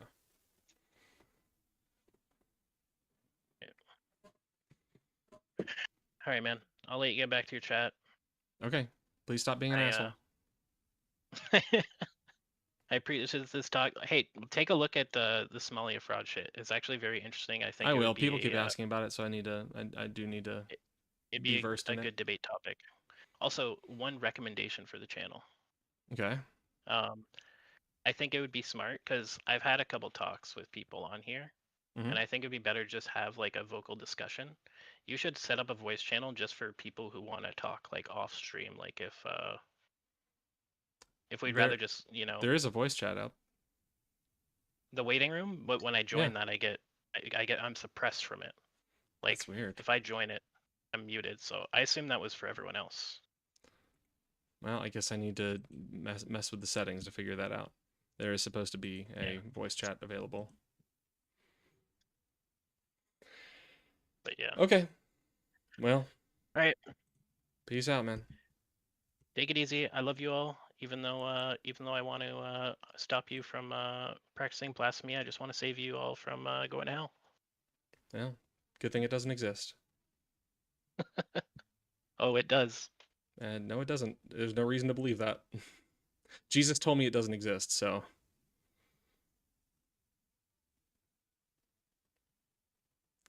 He also told me he doesn't want to be worshipped. All right, he's out of here.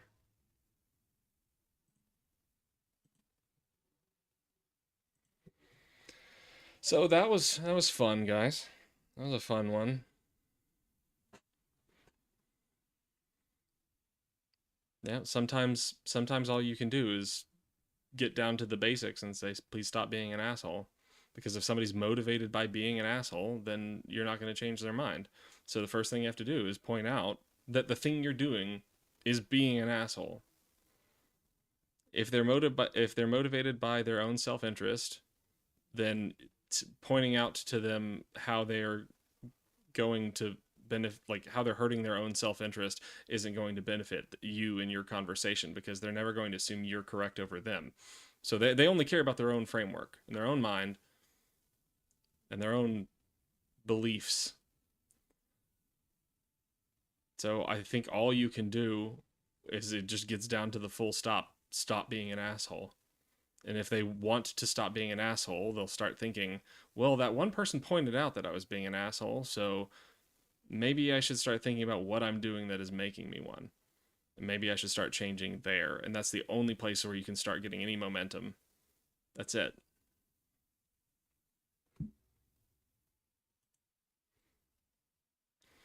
It is grounded in grievance. You're right. Hey, MRL, what am I supposed to refer to you as? Especially if you're going to come around another time.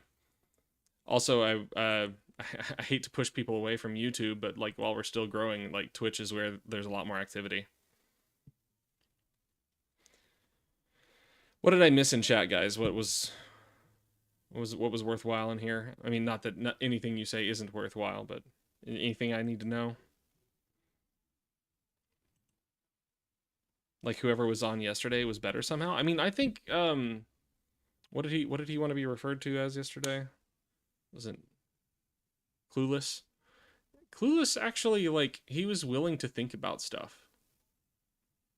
I felt like he didn't confess to it budging on anything, but he did sit there and like contemplate and play with ideas, and it seemed like he was actually turning things over in his mind. So I had some hope at the end of that conversation yesterday. I don't expect people to change their minds right in front of me. Neil was an exception. Hopefully Neil won't be the only person who changes their mind, like, with us on stream. But he's an example of a MAGA type who is misled and slowly realizing it. The guy last night, yeah. That was a very valuable part of that conversation, where I was like, this is exactly the thing that you keep running into.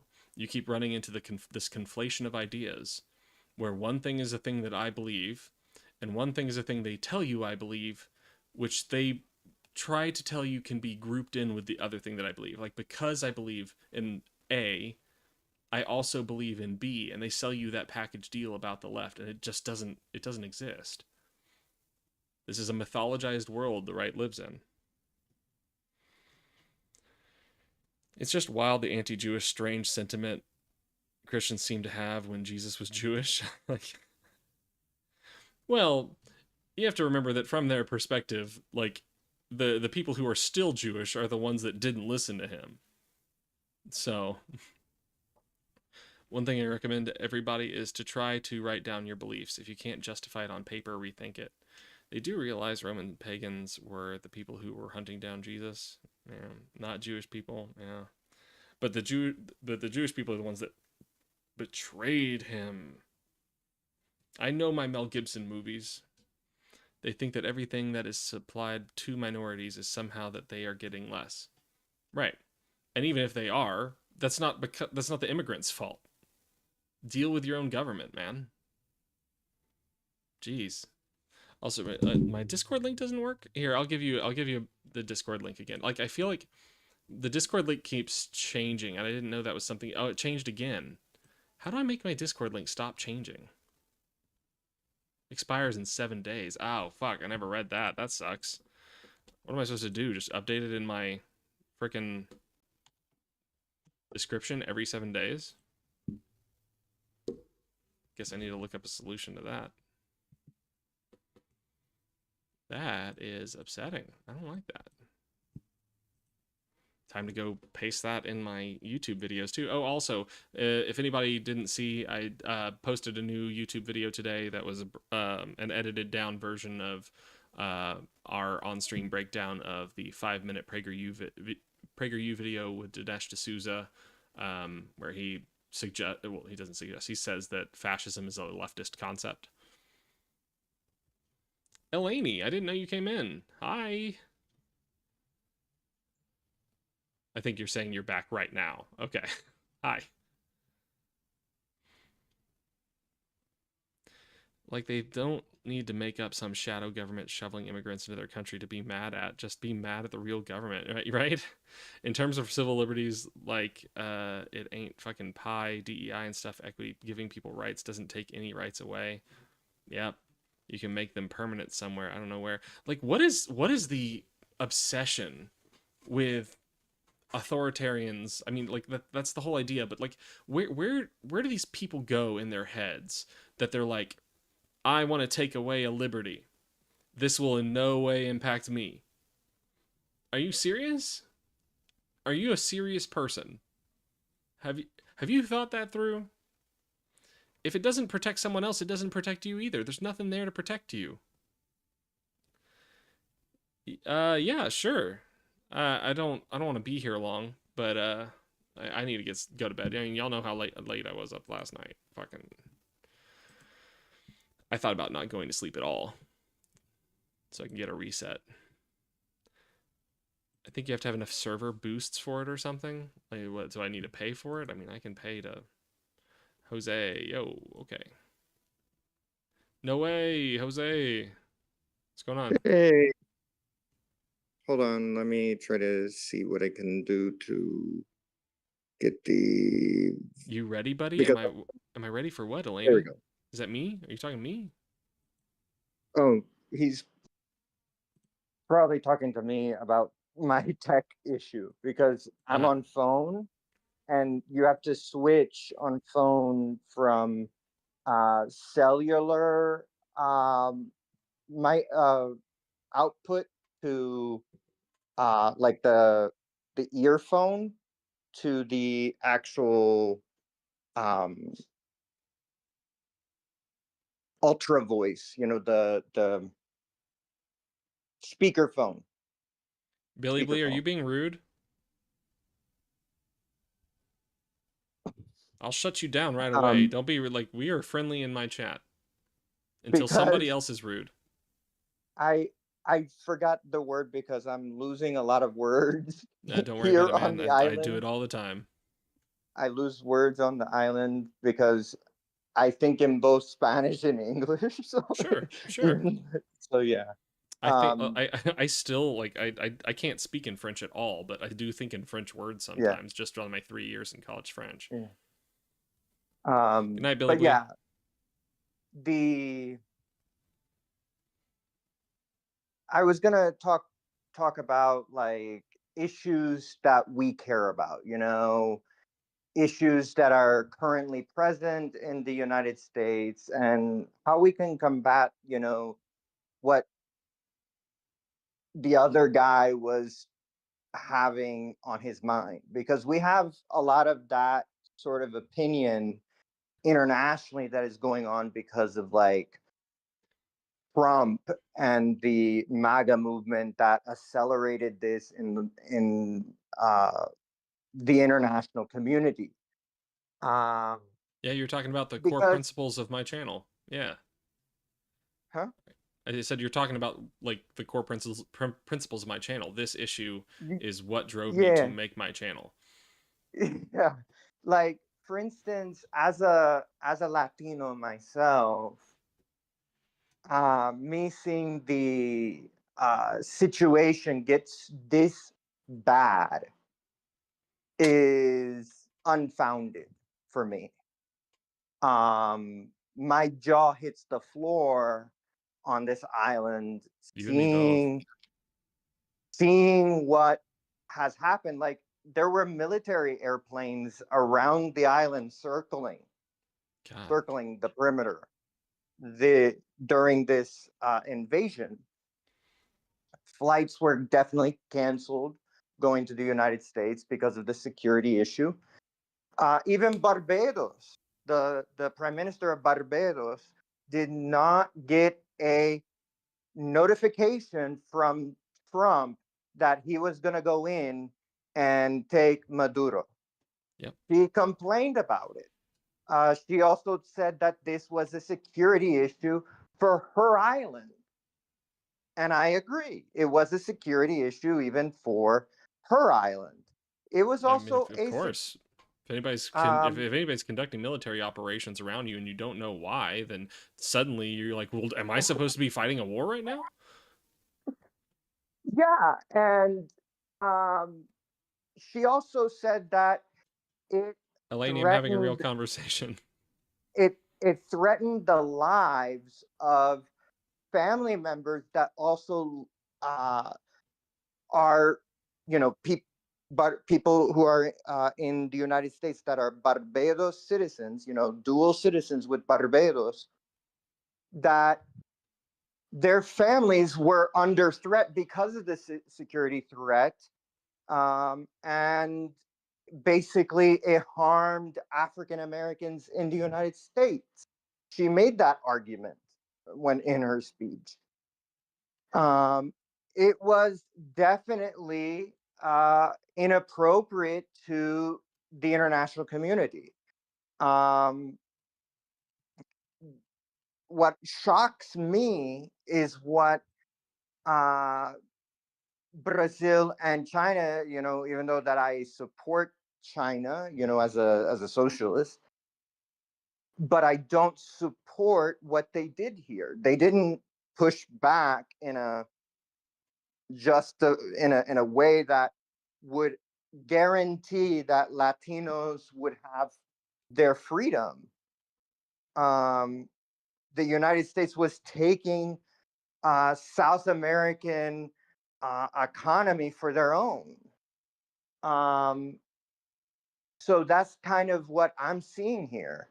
I even make the case that even this free market libertarian argument that both the United States and Hispanic conservatives usually lean to was violated because I don't go into my competitor's organization or company, take their leader and their products and claim that it's my company. It is not free market capitalism. It's coercion in markets. This is not appropriate, even in that sort of conservatism that is, bounced around the United States like if it was somehow awesome. It's not conservatism. It's extremism. It's not even. Yeah, it isn't conservatism. In that sort of argument, it's not. And I. By the way, guys, if y'all ever want to know a way to like like make a MAGA person think really fast, just tell them that they aren't conservatives, they're extremists, and that will break their brain. That has been my experience. They'll argue with you, but they'll sit there and be like, "What the fuck? What the fuck? What do you mean? What do you mean?" It doesn't make sense to them. The thing is they don't even understand. Even the most knowledgeable conservative that I know, people who have read, Ayn Rand, who have read, conservative literature like, uh, your uh, Edward Berkman and all these other names, uh, they don't get it. They don't get it. Or the I mean, it's no Burke. surprise that this tends to be an issue with the like less educated.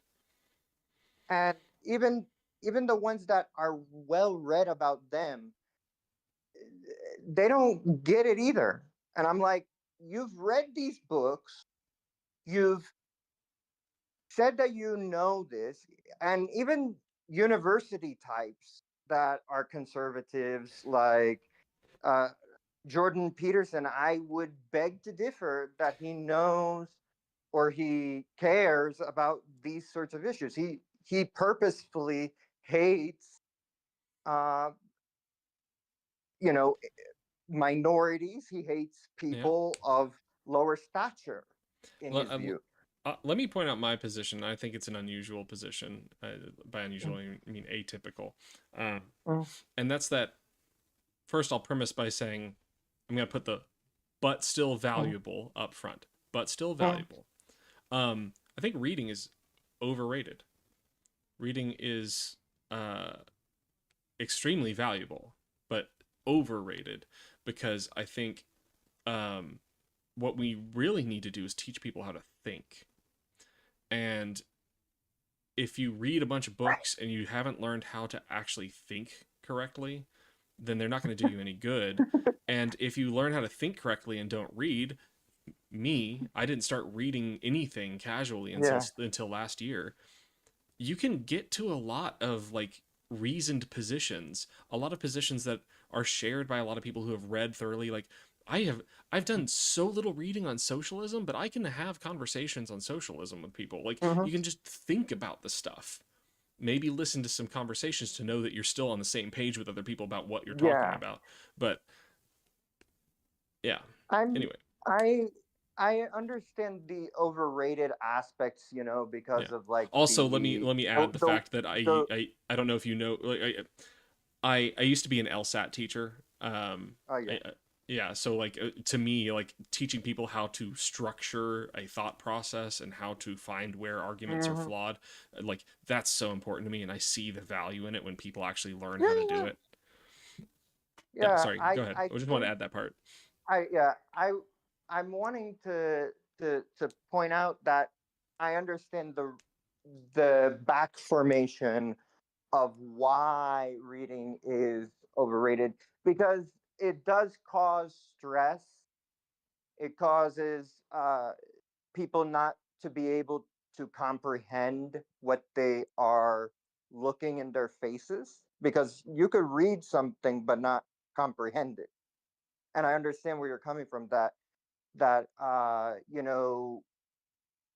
if they can't pick up what is being said in a book, they most likely don't know how to think critically or analyze anything that they're looking at. You know what I mean? Yeah. So I think sorry, go ahead. I can get that. Oh yeah. Like the thing that I keep seeing over and over and over again, like like one of the many things that went into the math that made me start this channel was I think I'm trying to recognize it in myself. I think I have a talent for recognizing rhetoric, like actually like what rhetorical strategies are, and how rhetorical strategies have affected people who have been listening to the rhetorical strategies. And I think dealing with the cult in East Texas and helping a guy I know escape a cult, I think that was where I learned that lesson, and I was like, oh shit, I need to go to law school, because I think I just realized a skill I have. But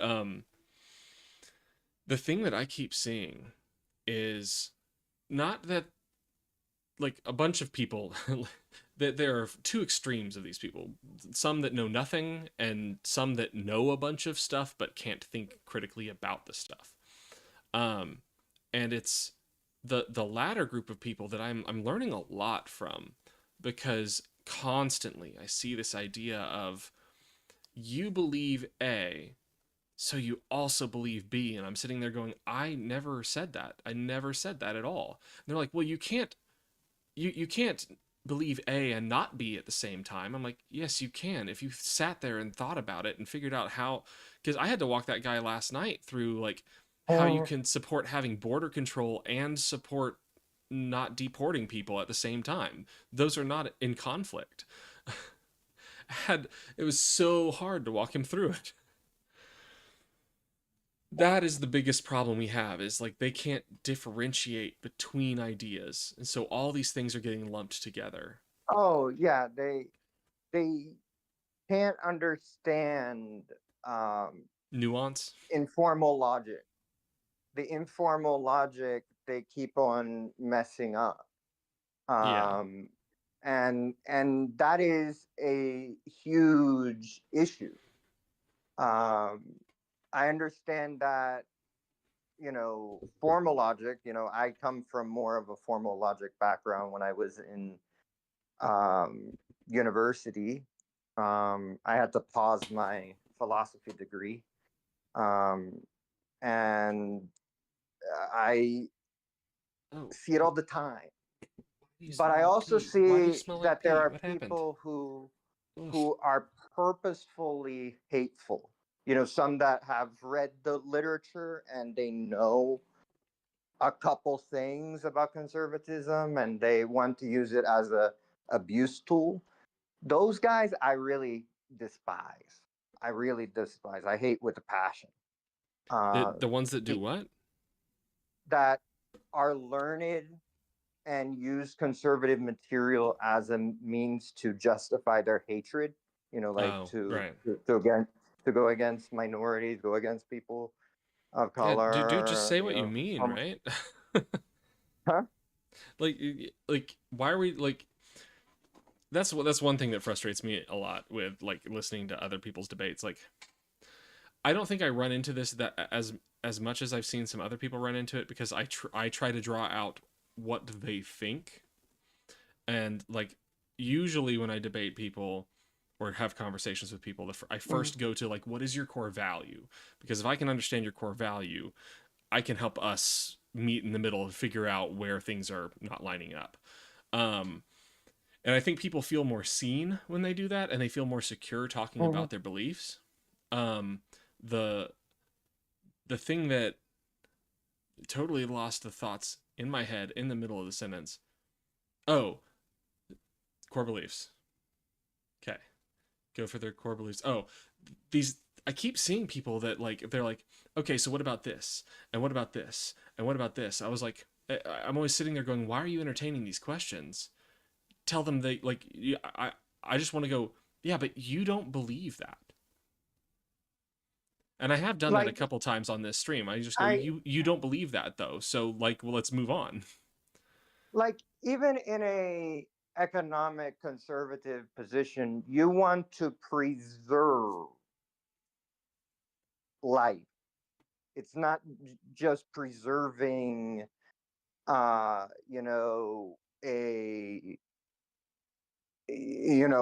certain section, being selectivist, because there's a difference between selectivism and conservatism. You want to preserve the whole of society. It's not the part.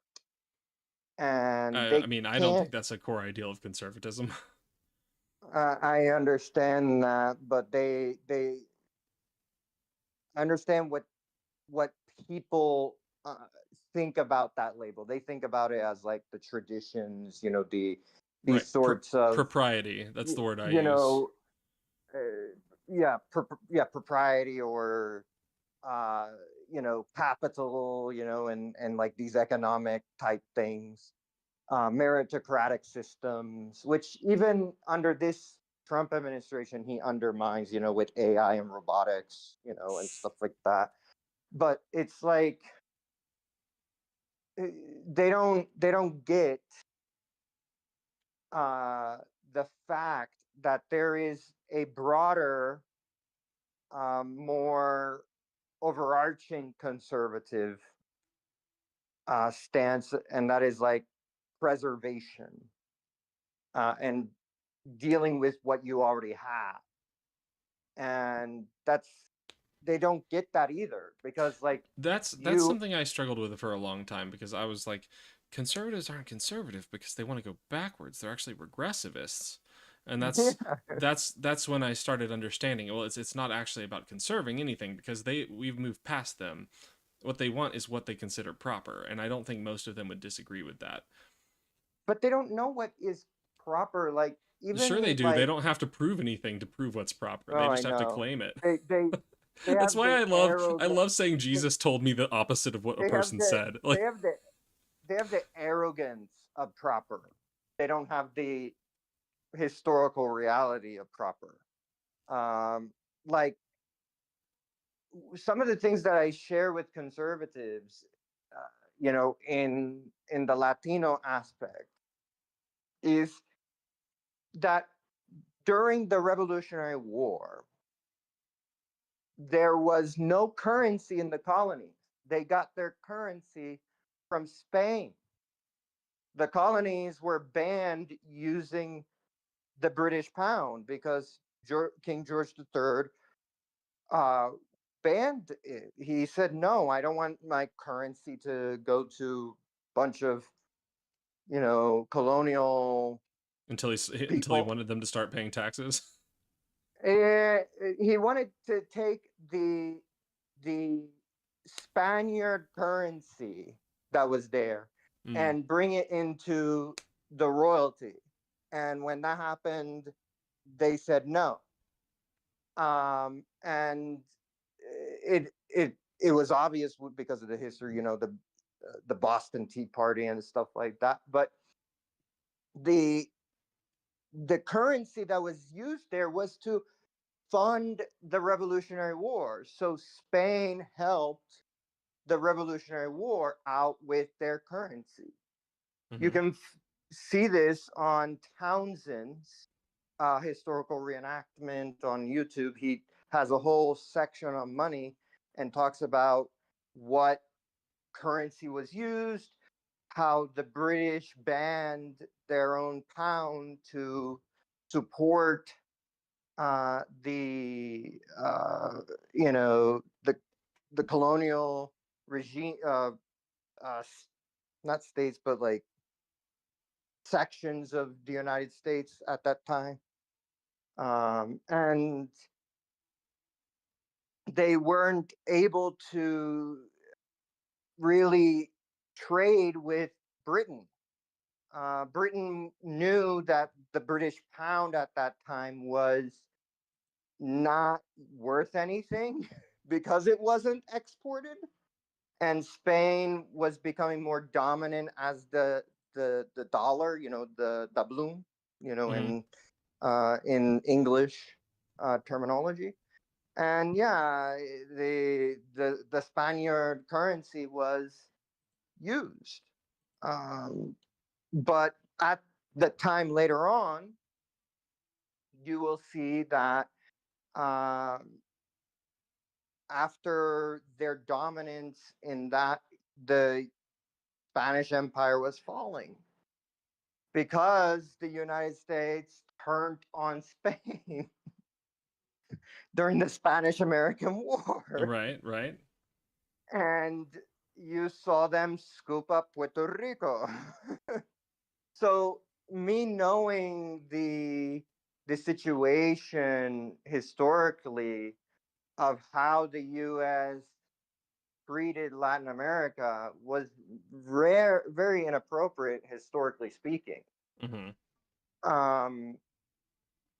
So yeah, I just want to give you this because conservatives like to share that, yeah, the British currency was somehow the one used. It wasn't used, it was smuggled. That's how they got it into Why do the, conservatives care about this? because they say that, oh, we didn't help them out. Latinos don't help America Man, out. I have never heard that come up in a debate ever. I'm I've surprised had to that hear happen. about that. I've had that happen. Huh. Racist, bunch of racist conservatives, that don't really appreciate Latinos. They say that, oh, go eat your arepas somewhere else type people. Wow. Just Sorry to hear that. There's a lot of that goes on. There's Yeah. a lot of that goes on. Sometimes I feel like it's like part of my neurodivergence to be kind. Like, I don't understand people's desire to be rude to anyone, even if those people aren't present. I don't understand the desire to be rude about anybody based on immutable characteristics. I'll call a dude an idiot and an asshole. Those aren't immutable. Yeah. And I only do that if they evidence it for like a couple hours. But like the one that always like stands out to me is like, I'm remembering in law school, I wasn't really in the habit of like sitting down to lunch with anybody, but like, because I was in an emotionally abusive marriage at the time, and I had to study like every hour of the day before 5:30 because I wasn't allowed to study after 5:30. But some guys welcomed me to have lunch with them, and we were talking, and they were talking about, I don't remember what they were talking about. Like, I feel like the Access Hollywood tape came up. It was locker room talk and stuff, and they mentioned the like trash talking women. I was like, dude, I've never understood that, man. Like, I had the same conversation I'm having right now. I'm like, I've never understood that. And they were like, what? Like, I mean, come on. Like, we've all said stuff about women. Like, I was like what stuff? And they're like, I mean, come on. Like, we've all called women sluts in text messages. Like, it's not like we're being serious, but like, what? I'm like, I have never done that. Why would you do that? Why? What is the benefit of being an ass? This is not like 5th grade where you have, say, women cooties. Like, people need to grow up. Right? It was in law school. Like people still, like, men still have that mentality. Ew, cooties. Like, that's not something that you keep. That's something that you meme on later in life. You know what I mean? They don't get that. They don't get the, and the caricatures really are taught when they're young.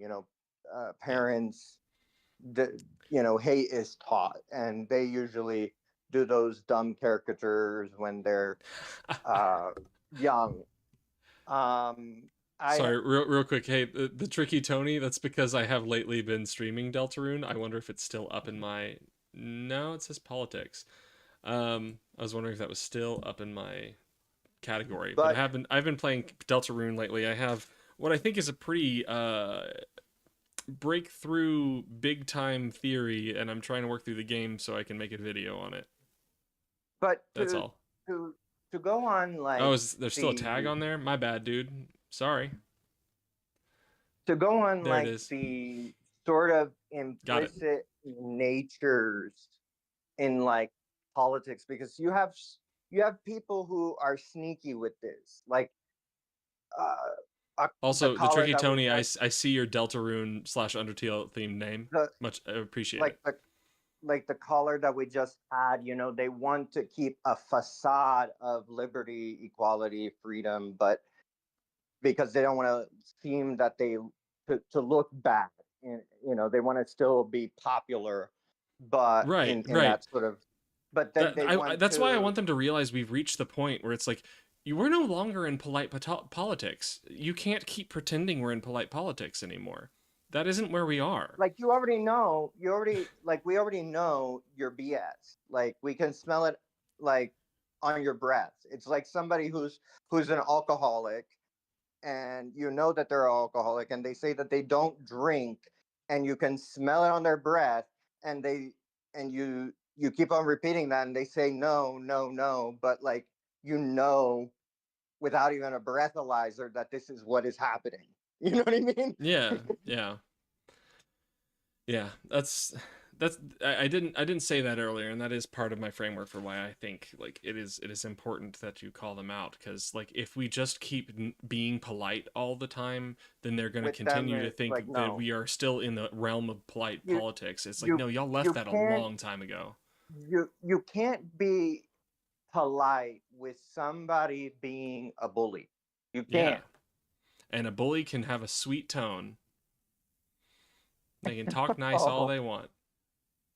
Yeah, they can be marketable, but like marketing and actuality doesn't. Did you hear his tone when he was like He I have very not been rude. rude to you at all.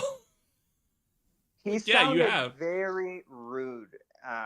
You know, he sounded like somebody who wanted to, you know, find a way to be corrupt without looking corrupt, and that doesn't work. You know, you either are or are not. Yeah, I And mean, like, I don't think a lot of them do it like intentionally. I think they're just in this space where they're used to polite politics, or we're mutually engaging in like debate, so we both know that we're hot tempered. But I can sit here and like absorb your ideas the entire time, and at the end of it, I can go, "Yeah, you've been an asshole for the past 2 hours."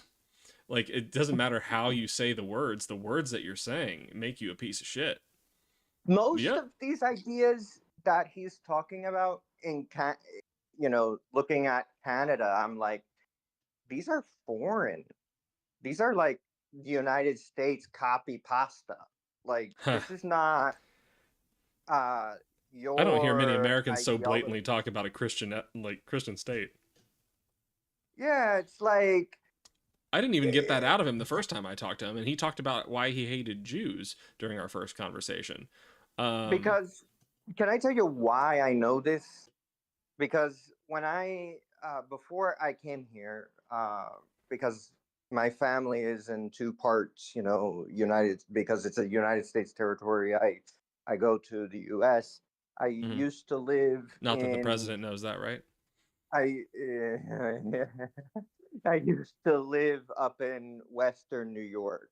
Just throwing that out there. I'm not gonna say where, but I used to live in Western New York, and I would go to Canada, and even Canadians that I would talk to, you know, near Toronto area, you know, wouldn't like this, or even in the rural parts like Hamilton, they wouldn't act so rudely. And it's like, why do you hold these views? Some Canadians even looked at me when I was getting Tim Hortons um, in Canada, and they were like kind of rude to me because I'm an American, and I'm like, sorry if my like questions are offensive. I'm not trying to be offensive. I'm just wanting to know where the bathroom is. They call it washroom, and they were like being snippy about The that. But WC. I'm like, you know, I'm just here trying to like do my thing. I'm not wanting to be rude. You know, Right. I don't support what is happening in the U.S. So Yeah. I was like that. We're just like a stain to the rest of the world now. Yeah, because they think I'm somehow I was a MAGA supporter. I'm not. I'm like not. I'm not. Yeah, I mean, like I get it from their perspective. Like, and I get it they don't from have an their, opportunity to like vent about it. Yeah, I Sucks. get it from their perspective as well. I just you know, got my French curler and left. Now I kind of like want to go to Canada and be like, all right, give it to me. Let's go. Like, get it out. And it's just like, you know, and I say to them, All right, I I got 5 would more minutes. really Okay. love to. I would really have loved to stay in Canada because you at least have, you know, healthcare and, you know, all these different things that are civilized human resources. Modern society. Whoa. Yeah, modern society. And you know, I know how they would think about it, and they would be like very discouraged on it. Meanwhile, But Maga's over over here like, here, why don't we go back to the time when we had clubs? but over here, you know, me being here in Puerto Rico, seeing like differences and seeing like culture, you know, I understand things. I understand my own culture. I understand United States culture. I know Canadian culture. Um, you know, I understand a larger world. And it has helped me. And I think more people that are secluded in their own nation should really go out and explore the world so that they don't become, you know, pumped up with anti-immigration talking points, and you know, they would see a kinder world, you know. Yeah, you know, a fun one I tried with my MAGA coworker a couple days ago was I was like, you know, you and I talk about this like immigration stuff all the time, and you know, you've learned some stuff and you've accepted some things that you changed your mind on. But let me just ask, like, we have known where illegal immigrants are living. The federal government has been in contact with them for decades. For decades. Why are we doing this? Why now? What is the point? What are we getting out of it? And she just like fucking like had no response to that. It was weird to me that that was the one that made her just go, I don't fucking know. I don't know.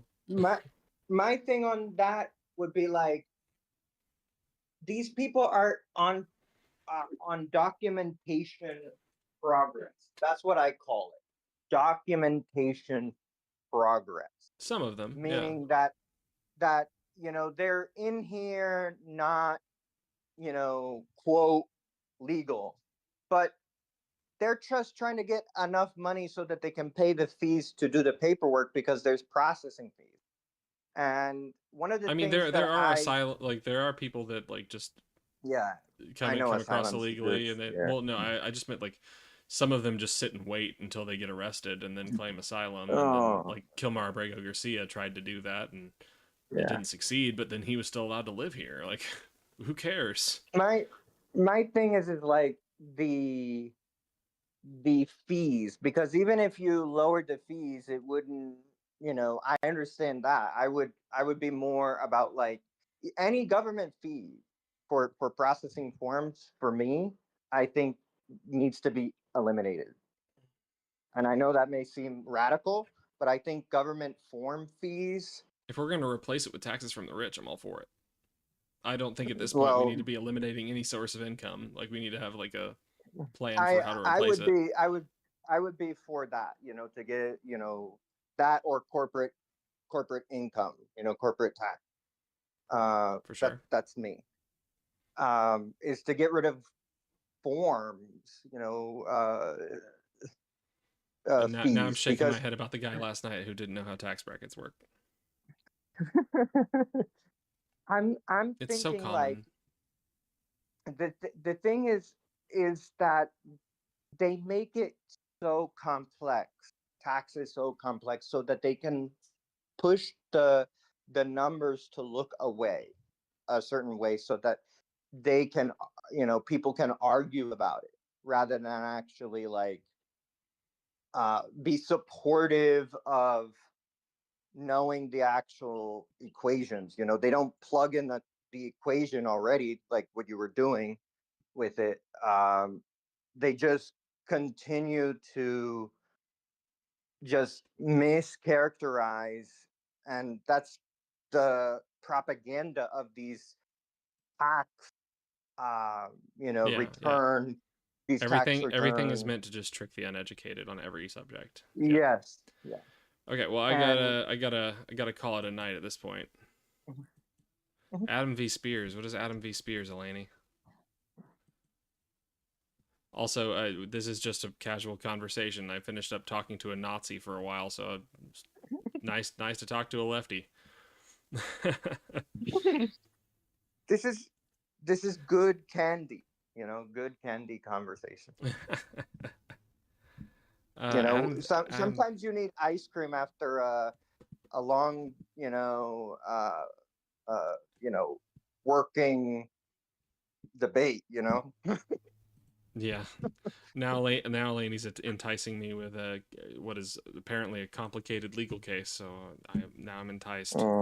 Consider me enticed.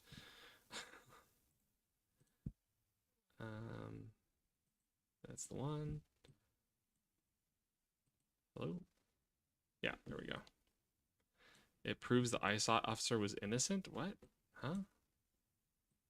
I don't know how that would be decided at all by a case at this point. It seems unlikely to me. Okay, so let's etch that in. Etch that in. Resize. Okay, I think we can just...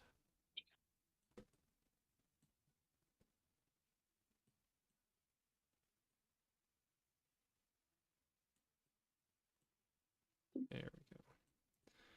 To the top and down. All right. Let's take a look at what we're looking at. Adams v. Spears. This is a 2007 case? And where is this? District Court, Eastern District of... Okay, District Court of Eastern District of California isn't going to prove anything about a Minnesota case. Especially not under Minnesota law.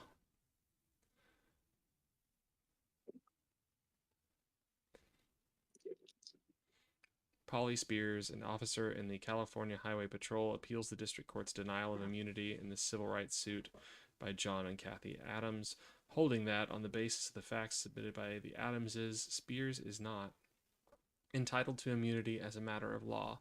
We affirm the judgment of the district court.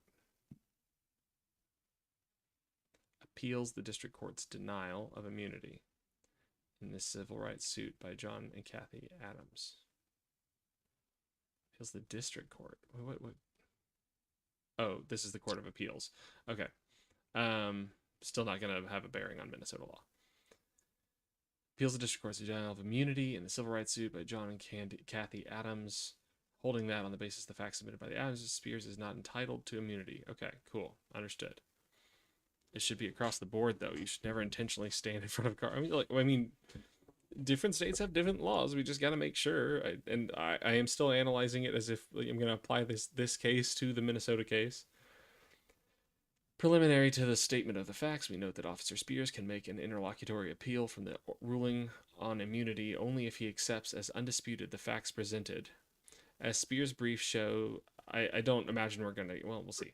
As Spears' briefs show, he is familiar with this maxim governing such appeals, but at times his briefs lapse into disputing the Adams' version of the facts and even into offering his own version of the facts.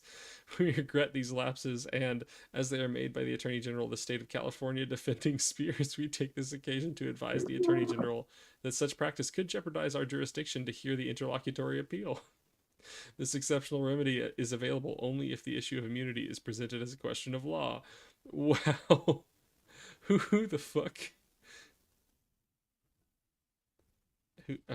Man, that's really shitty lawyering. This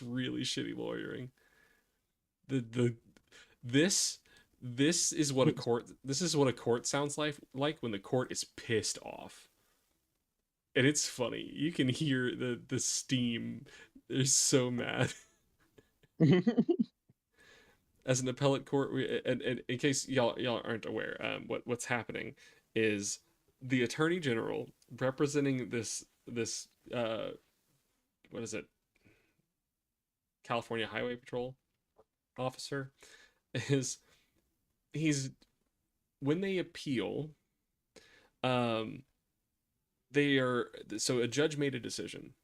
So when you appeal to an appellate court, you have to do it on the basis of something about what the judge did. They applied the law wrong. Because in the initial trial, you have like a determination of the facts and then application of the law to the facts. And the jury's job is to determine what the facts are. Once the jury determines what the facts are, then it's the judge's job to decide how the law is applied to those facts as if they are 100% true. And here, the court is going, okay, you keep trying to make arguments about the facts in your appeal. You're a lawyer. You are a lawyer, and you know that we can't change what happened with the facts. That isn't our job. We are reviewing the application of the law to the facts. What the fuck are you doing? If your appeal is based on the facts, then we can't even hear your case. You're an idiot, is what they're saying. You're appealing the facts? Well, unfortunately, we don't have a way to do that in our legal system. How can you appeal facts? That's funny. That doesn't even make sense philosophically. I think you could, like, I don't think you could even appeal the facts if the judge was just wrong about them. I think you would have to recall for a mistrial and get a different judge. As an appellate court, we are in no position to adjudicate disputed facts that have not gone through the crucible of trial. Still, so this was about this wasn't about the conclusion of the trial. This was about the conclusion of a hearing. So they still hadn't determined the facts, and this court is like, "What? There are no facts in this case yet. Please stop. We are not interested. We don't even want to hear what you have to say about what happened. It doesn't make any difference." Speaking of court cases, I'm definitely gonna give you some some legal stuff, like statutes that talk about like the relationship between FDR and Puerto Rico. You would be like shocked at the level of, even though people love him in the United States, not only barbarism, I'm talking about like legitimate like colonialism that he was doing here. Yeah. I would not be surprised.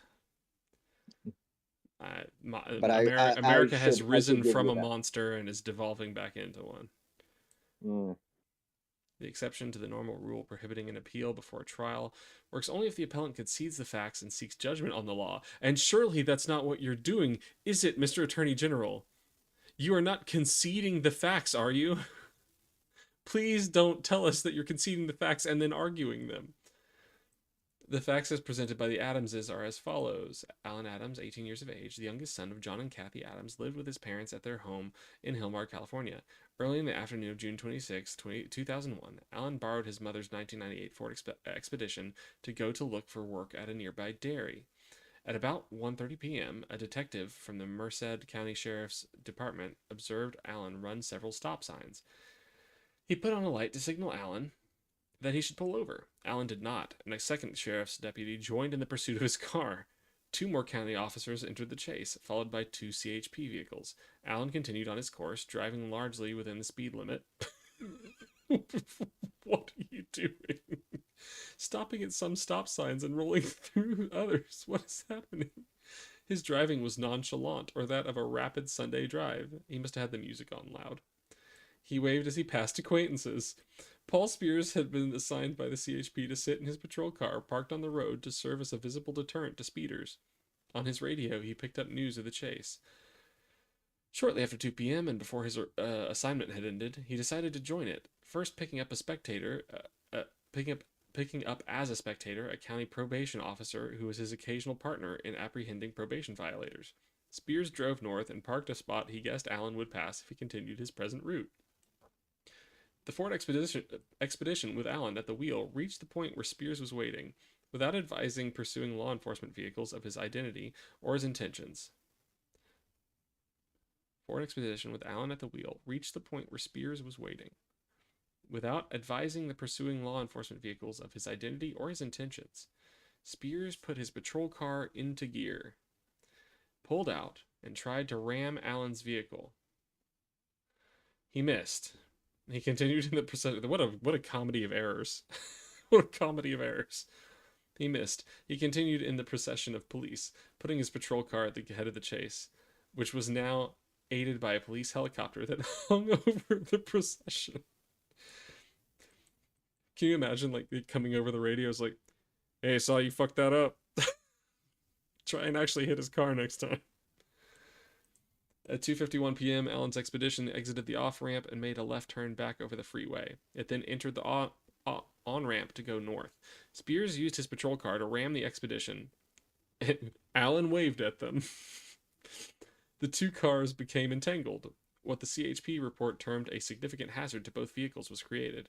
The adjoining embankment was very steep. Spears had not taken into consideration where his patrol car would end up. In fact, the patrol car was dragged down the on-ramp for some distance. Then the vehicles separated and Allen and Spears went on. So,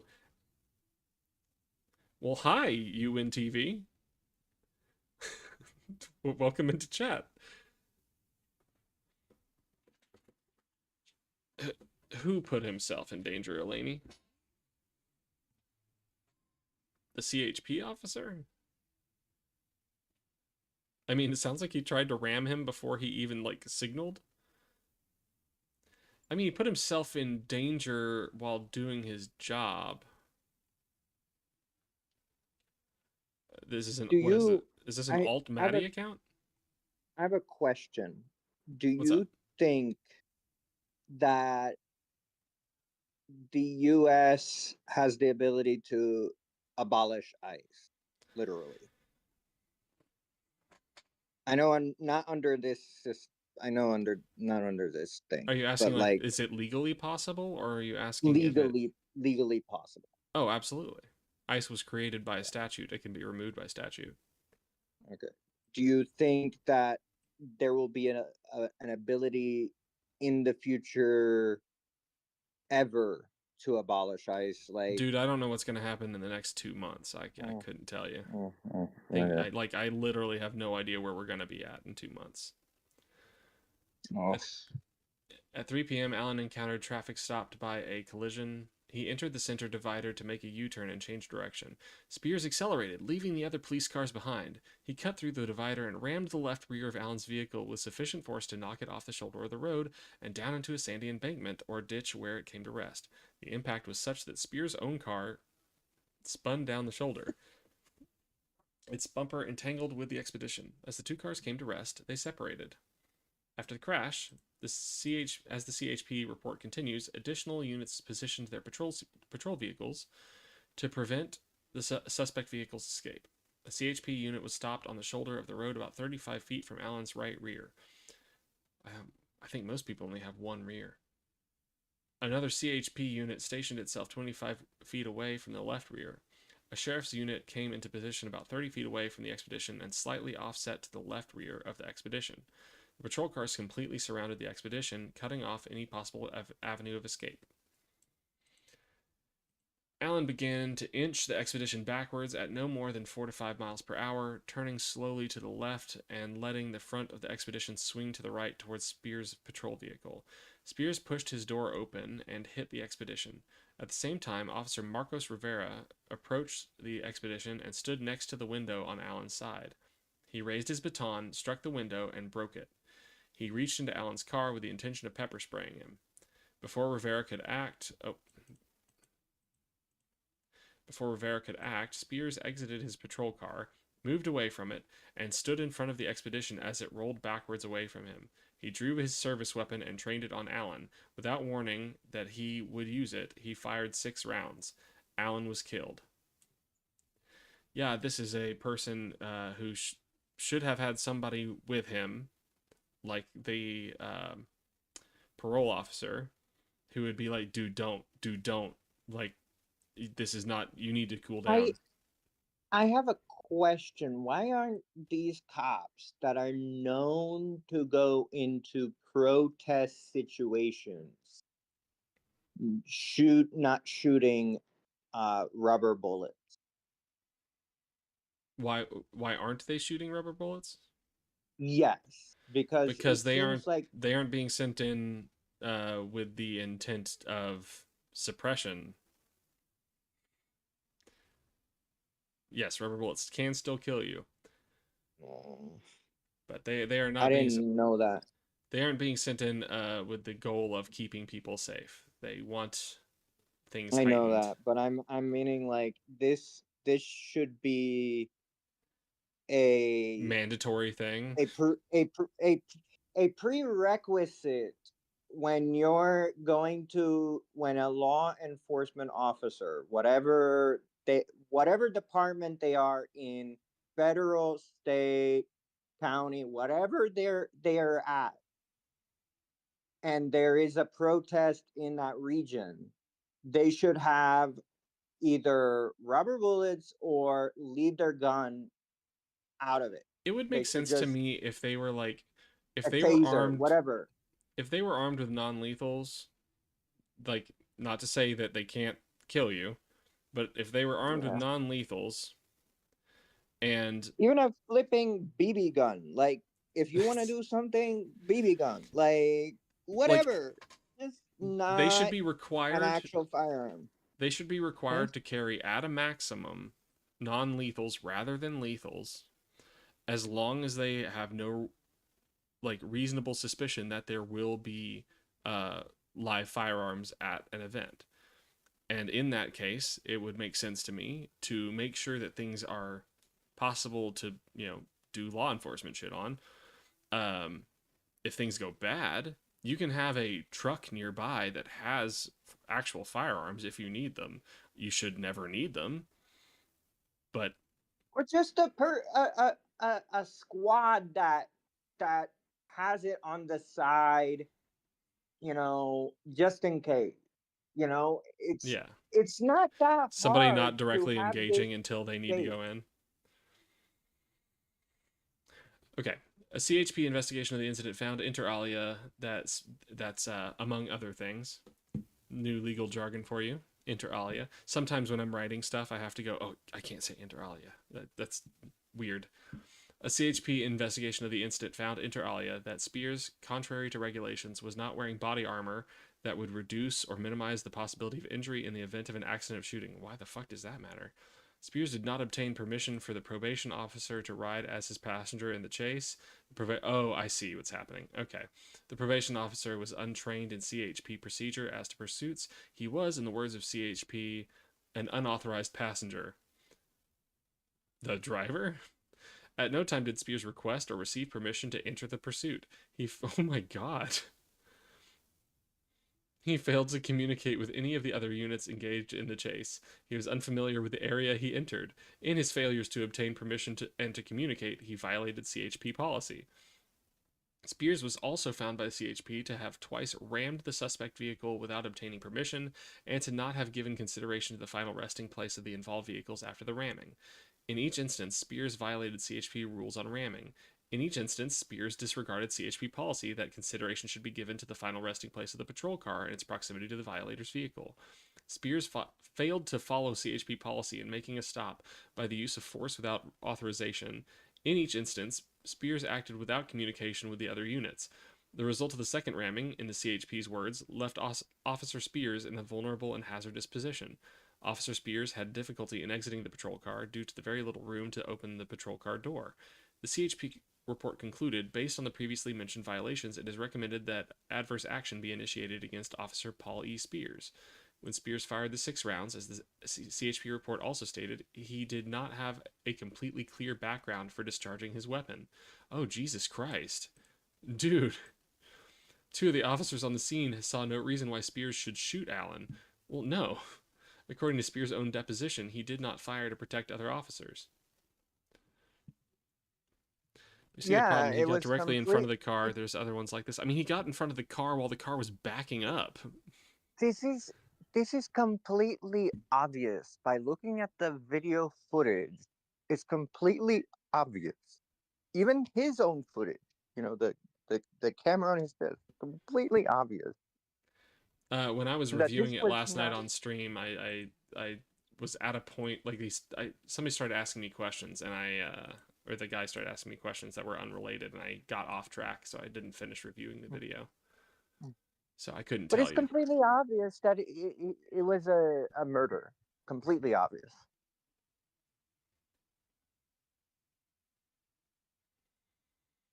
Yeah, yeah, I'm fine with saying that. As a public It's citizen, open as a shut public individual case. citizen, I think it was a murder. Yeah. It's an open and shut case. I'm not gonna lie. Whoa. I wouldn't say this one is open and shut. I would say that there's a possibility that a jury could Oh go yeah, I'm talking about like from our the perspective. Yeah. pen from a majority perspective. I wouldn't say like even like depending on how they oligarchically mess up the jury, to the majority, I would say it would be, a open shut case, Yeah. I mean, if a jury finds that he had a reasonable belief that his life was endangered, then it Mm, wouldn't be manslaughter or murder. And the basis is a reasonable person in your circumstances. So mm. if they review that video and go, I mean, I guess I would be scared, but also it has to be a Do you reasonable know how person that would was trained I to do this job and do do you think that in cases like these that Republicans or whoever, that has a bias for like these sorts of things bribes people? do I think the Do you government have bribes like that people? hunch? Not government, but I mean like people who have a bias either way, like a political bias either way, that have like corporate interest or whatever that wants to What, shut bribe jurors? this up. Yeah. I mean, in most cases, I don't think we know who jurors are. Um, Oh. yeah, I mean, I guess they're there during the trial.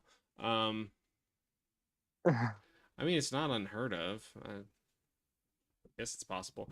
I don't tend to I don't like to hold positions like that unless I have been given some reason to think that, and I don't have that in front of me. Mm. All right, let's read the legal part of it. And then after this, I'm going to log off. Reviewing de novo the district court's denial, we find its judgment impeccable. That's wild. Y'all have no idea. Oh wait, need to scroll up, down. You scroll down.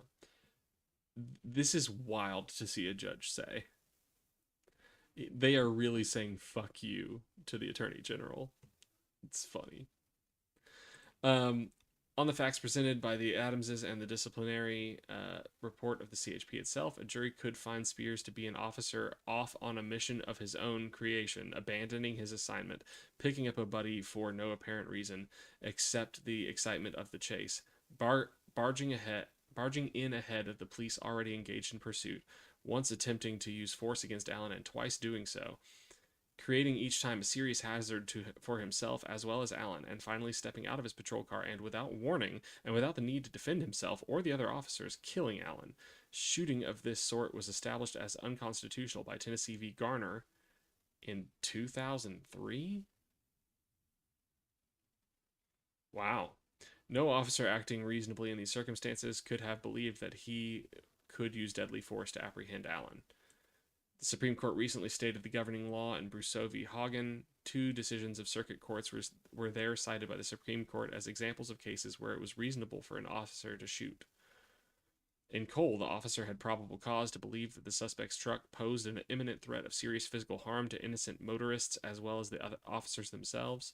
In Smith, the suspect was cornered at the back of a street, but freed his car and began speeding down the street. The Sixth Circuit noted that the suspect had proven that he would do almost anything to avoid capture, and that he posed a major threat to officers at the end of the street. In Brousseau itself, the officer twice ordered the suspect to get out of his car and then broke the window on the driver's side with her handgun. The officer then tried to grab the car keys and struck the suspect with the barrel and butt of her gun. Undeterred, the suspect put the key in the ignition and started his car. The officer fired because she was fearful for the safety of the other officers. The suspect survived the single shot, but subsequently pleaded guilty to driving in willful or wanton disregard for the lives of others. The Supreme Court held that Brousseau was entitled to qualified immunity because her actions fell in the hazy border between excessive and acceptable force. At the same time, the Supreme Court reaffirmed the rule of Tennessee v. Garner that the shooting of an unarmed, non-dangerous suspect to prevent the suspect's flight is a violation of the Fourth Amendment, and that cases would occur where such a violation was obvious. Accepting the Adams' facts as true, this case falls within the obvious. The absence of warning and the lack of danger to the shooter or others distinguish the case from Cole, Smith, and Brousseau. On these facts, Officer Spears was not entitled to qualified immunity. Oh, Sir Brewski. Okay, so I understand I may be new here. That's fine, welcome. But with how it looks, and especially the ICE camera footage, hearing the lawful commands coming from a federal law officer agency, which told you to get out of the car, the partner of the victim yelling, "Drive," escalates the situation, makes the officer see a car move, draws, and then vehicle comes toward him. It didn't come toward him, though. In most instances, we see quick and rapid shots. It felt in rapid succession as one incident.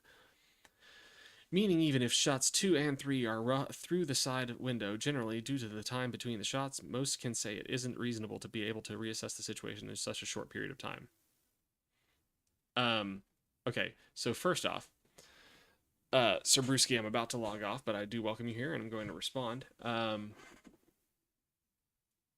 First, Eleni, this case is specifically about whether or not the person had qualified immunity. It doesn't say anything about whether they were justified in their actions. I mean, it's kind of related because they did enough to prove that at least a jury could find based on these facts. And still, the court didn't even find that he was going off on a renegade mission, that he was not acting within the confines of his duties. They found that a jury could find that. So that was their sole basis for making this determination. So the question at play here is, were they doing their job or were they doing something else? And so they list a whole big list of things. They go, a jury could reasonably determine that they were doing something else. Among those things is shooting the gun at all, and in those circumstances. So it's just one among many things that was like, you weren't really doing proper procedure for anything. So it's hard to believe that you were doing your job. You were on a solo mission, hot rodding it. So for that, the conclusion is that no qualified immunity, no other conclusion. Yeah, the judge saying impeccable. The judgment was impeccable. It was an entertaining read regardless. Yeah, no, maybe I should read more cases on stream because they can be fun. Sir Brewski, you still here?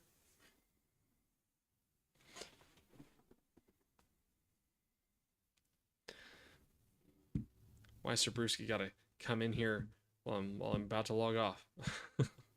Because I get enticed. I get drawn in. Yeah, I will give you some of those types of things, so you can understand like the bigger narrative around here. I will also give you some stuff about like the U.S. Communist Party versus the Puerto Rico Communist Party, and how the United States Communist Party was doing a lot of liberalism in the 40s. Okay. And I'll give you all that too. Just share whatever you want. Yeah. You can either DM me or just share it in general in the Discord. But most of it, which I will repaste here because it's changed. And I gotta address what Sir Brewski is saying, and then I gotta log off. Yeah. So, was there like one more thing? Oh yeah, for like the situation that is happening here in in Puerto Rico and Venezuela, I will give you like the ins and outs on that sort of security issue. There's going to be definitely be discussions in the newspaper. I will send that with translations so you can be able to see what it's being said. Okay. Great. Thank you, and thanks for coming up to do a call. Yeah. Appreciate you. Okay, Sir Brewski, the main issue at play here was whether there was justification for lethal force, and the only circumstances in which lethal force is justified is when the person believed that lethal force was impending on them or on another. And it's hard to believe, standing that close to a car that is at full stop, that the acceleration as they're turning the wheel away from you would justify use of lethal force. Basically, within reason and under the officer's discretion regarding the use of deadly force in self-defense, but you have to reasonably believe that you're being met with deadly force. We know agents can draw a car if they simply feel threatened. He fires, and then we have the unfortunate events, is all. Reasonably. If the agent reasonably feels threatened, an agent cannot just say they feel threatened.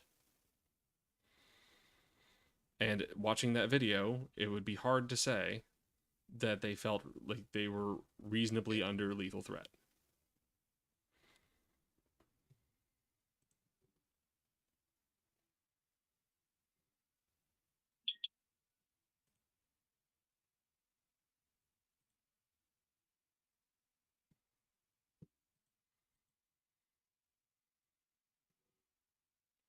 Seriously.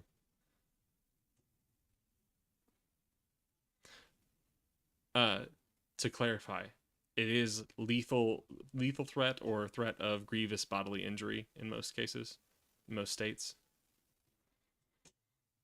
So that's like a loss of limb type situation. All right, Sir Brewski, I've got like one more response in me, and then I gotta log off. I can't. It's almost 4.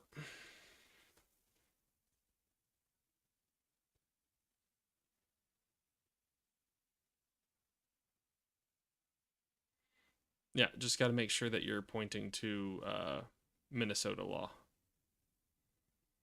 Because there's no way this one's going under federal law, because Minnesota is standing opposed to the federal government on this one. Fair for me. I saw some interesting views on both sides. I lean more so for a justified shoot, but I understand how many are against ICE currently in general, but fair, such as the road conditions, etc. But I get that. All cases which can be brought up at another point. And I do want to say that I clarified earlier, like, it's possible that a jury could see that it was reasonable that he was, he had reasonable fear for his life.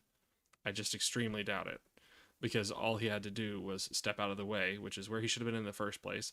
I'm not sure how much that's going to matter, because this case doesn't really apply as far as I know, unless I know more details, because this listed a whole bunch of things that said that he was not, suggested he was not doing his job. I think it would be very hard to say that the ICE agent was not doing their job. They may not have been following protocol on certain things, but it's not like you do one thing outside of protocol and then suddenly you're not doing your job. They were just doing a bad job at doing their job.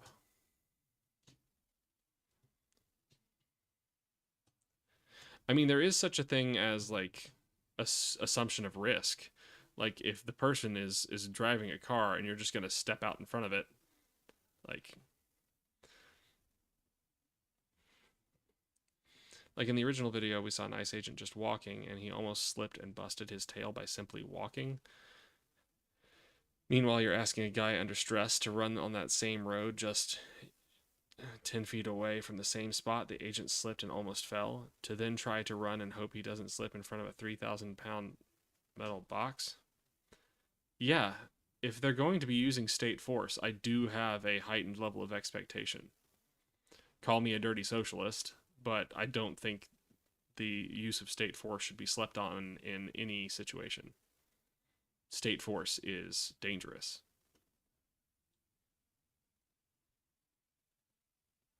Right. Minnesota also has a duty to retreat. So if he could have gotten out of the way without using lethal force, he had a requirement to do so. That was good to bring up.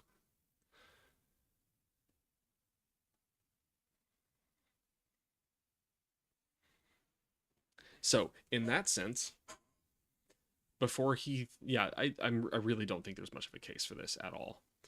In that case, if he had a duty to retreat, unless he thought someone else's life was in danger, then his job was to move out of the way.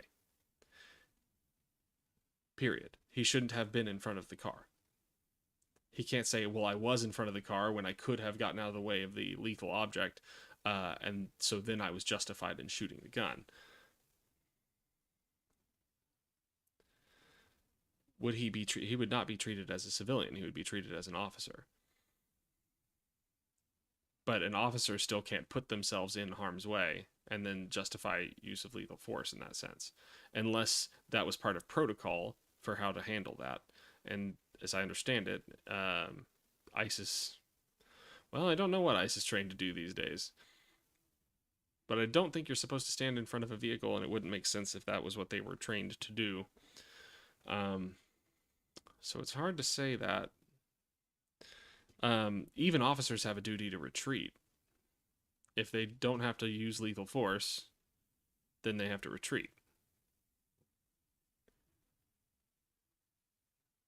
Oh my gosh, there's still more people. Hate to bust on your bubble. Obstruction of justice is a federal crime. Once she put the car into acceleration. Dude, what the hell? Alright, I'm going to allow this one through so y'all can see how ridiculous this is. Logic is flawed, and that is even from CNN law enforcement contributor Steve Moore.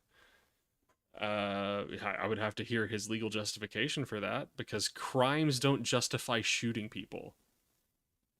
That is not how that works. Obstruction of justice is a federal crime. You can't shoot someone for obstruction of justice. Once she put the car into acceleration and shoves the agent, he was justified. Your logic is flawed. No, you're not justified under Minnesota law. You have a duty to retreat.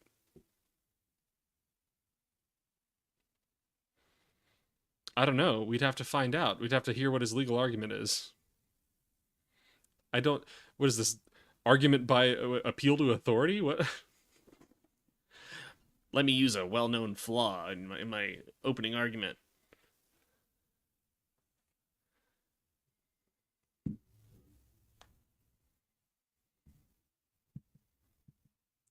Federal law does not trump state law. They are co-equal laws unless they conflict. And unless they conflict in an area where federal government has jurisdiction. No, dude, I'm not getting into another conversation right now. This guy can do that again. Yeah, okay. All right, just fucking Okay, guys, I'm going to do my log off. No, not there. Here. I'm a Fourth Amendment lawyer? I don't need to be a Fourth Amendment lawyer to know my legal arguments. I'm not even saying that I'm right and he's wrong. I just want to know his legal argument, dude. You're right that I'm not a Fourth Amendment lawyer? Okay. Dude, this is not the get that you think it is. You're literally appealing to authority, which is a known logic flaw. You're just waving it in the air as a banner to go, look, my logic is flawed. Sounds great, Sir Brewski, thanks. Maybe I can have you up for a voice chat. Oh, wait, I'm not supposed to have this one up. Oh, God. Okay. I'm No Nothing attorney. I know nothing, so you can too. Because it's only in embracing that we know nothing that we can ever learn anything. And that's what we're here to do every single day. We learn. And as always, I'm proud of you. I don't need to know you for that to be real. It's true, and you deserve to hear it. Because at a minimum, life is hard. It's always been hard. It always will be hard. And the way you face each and every single day, the way you do, is remarkable. So stay remarkable, and I'll see y'all next time. Good night.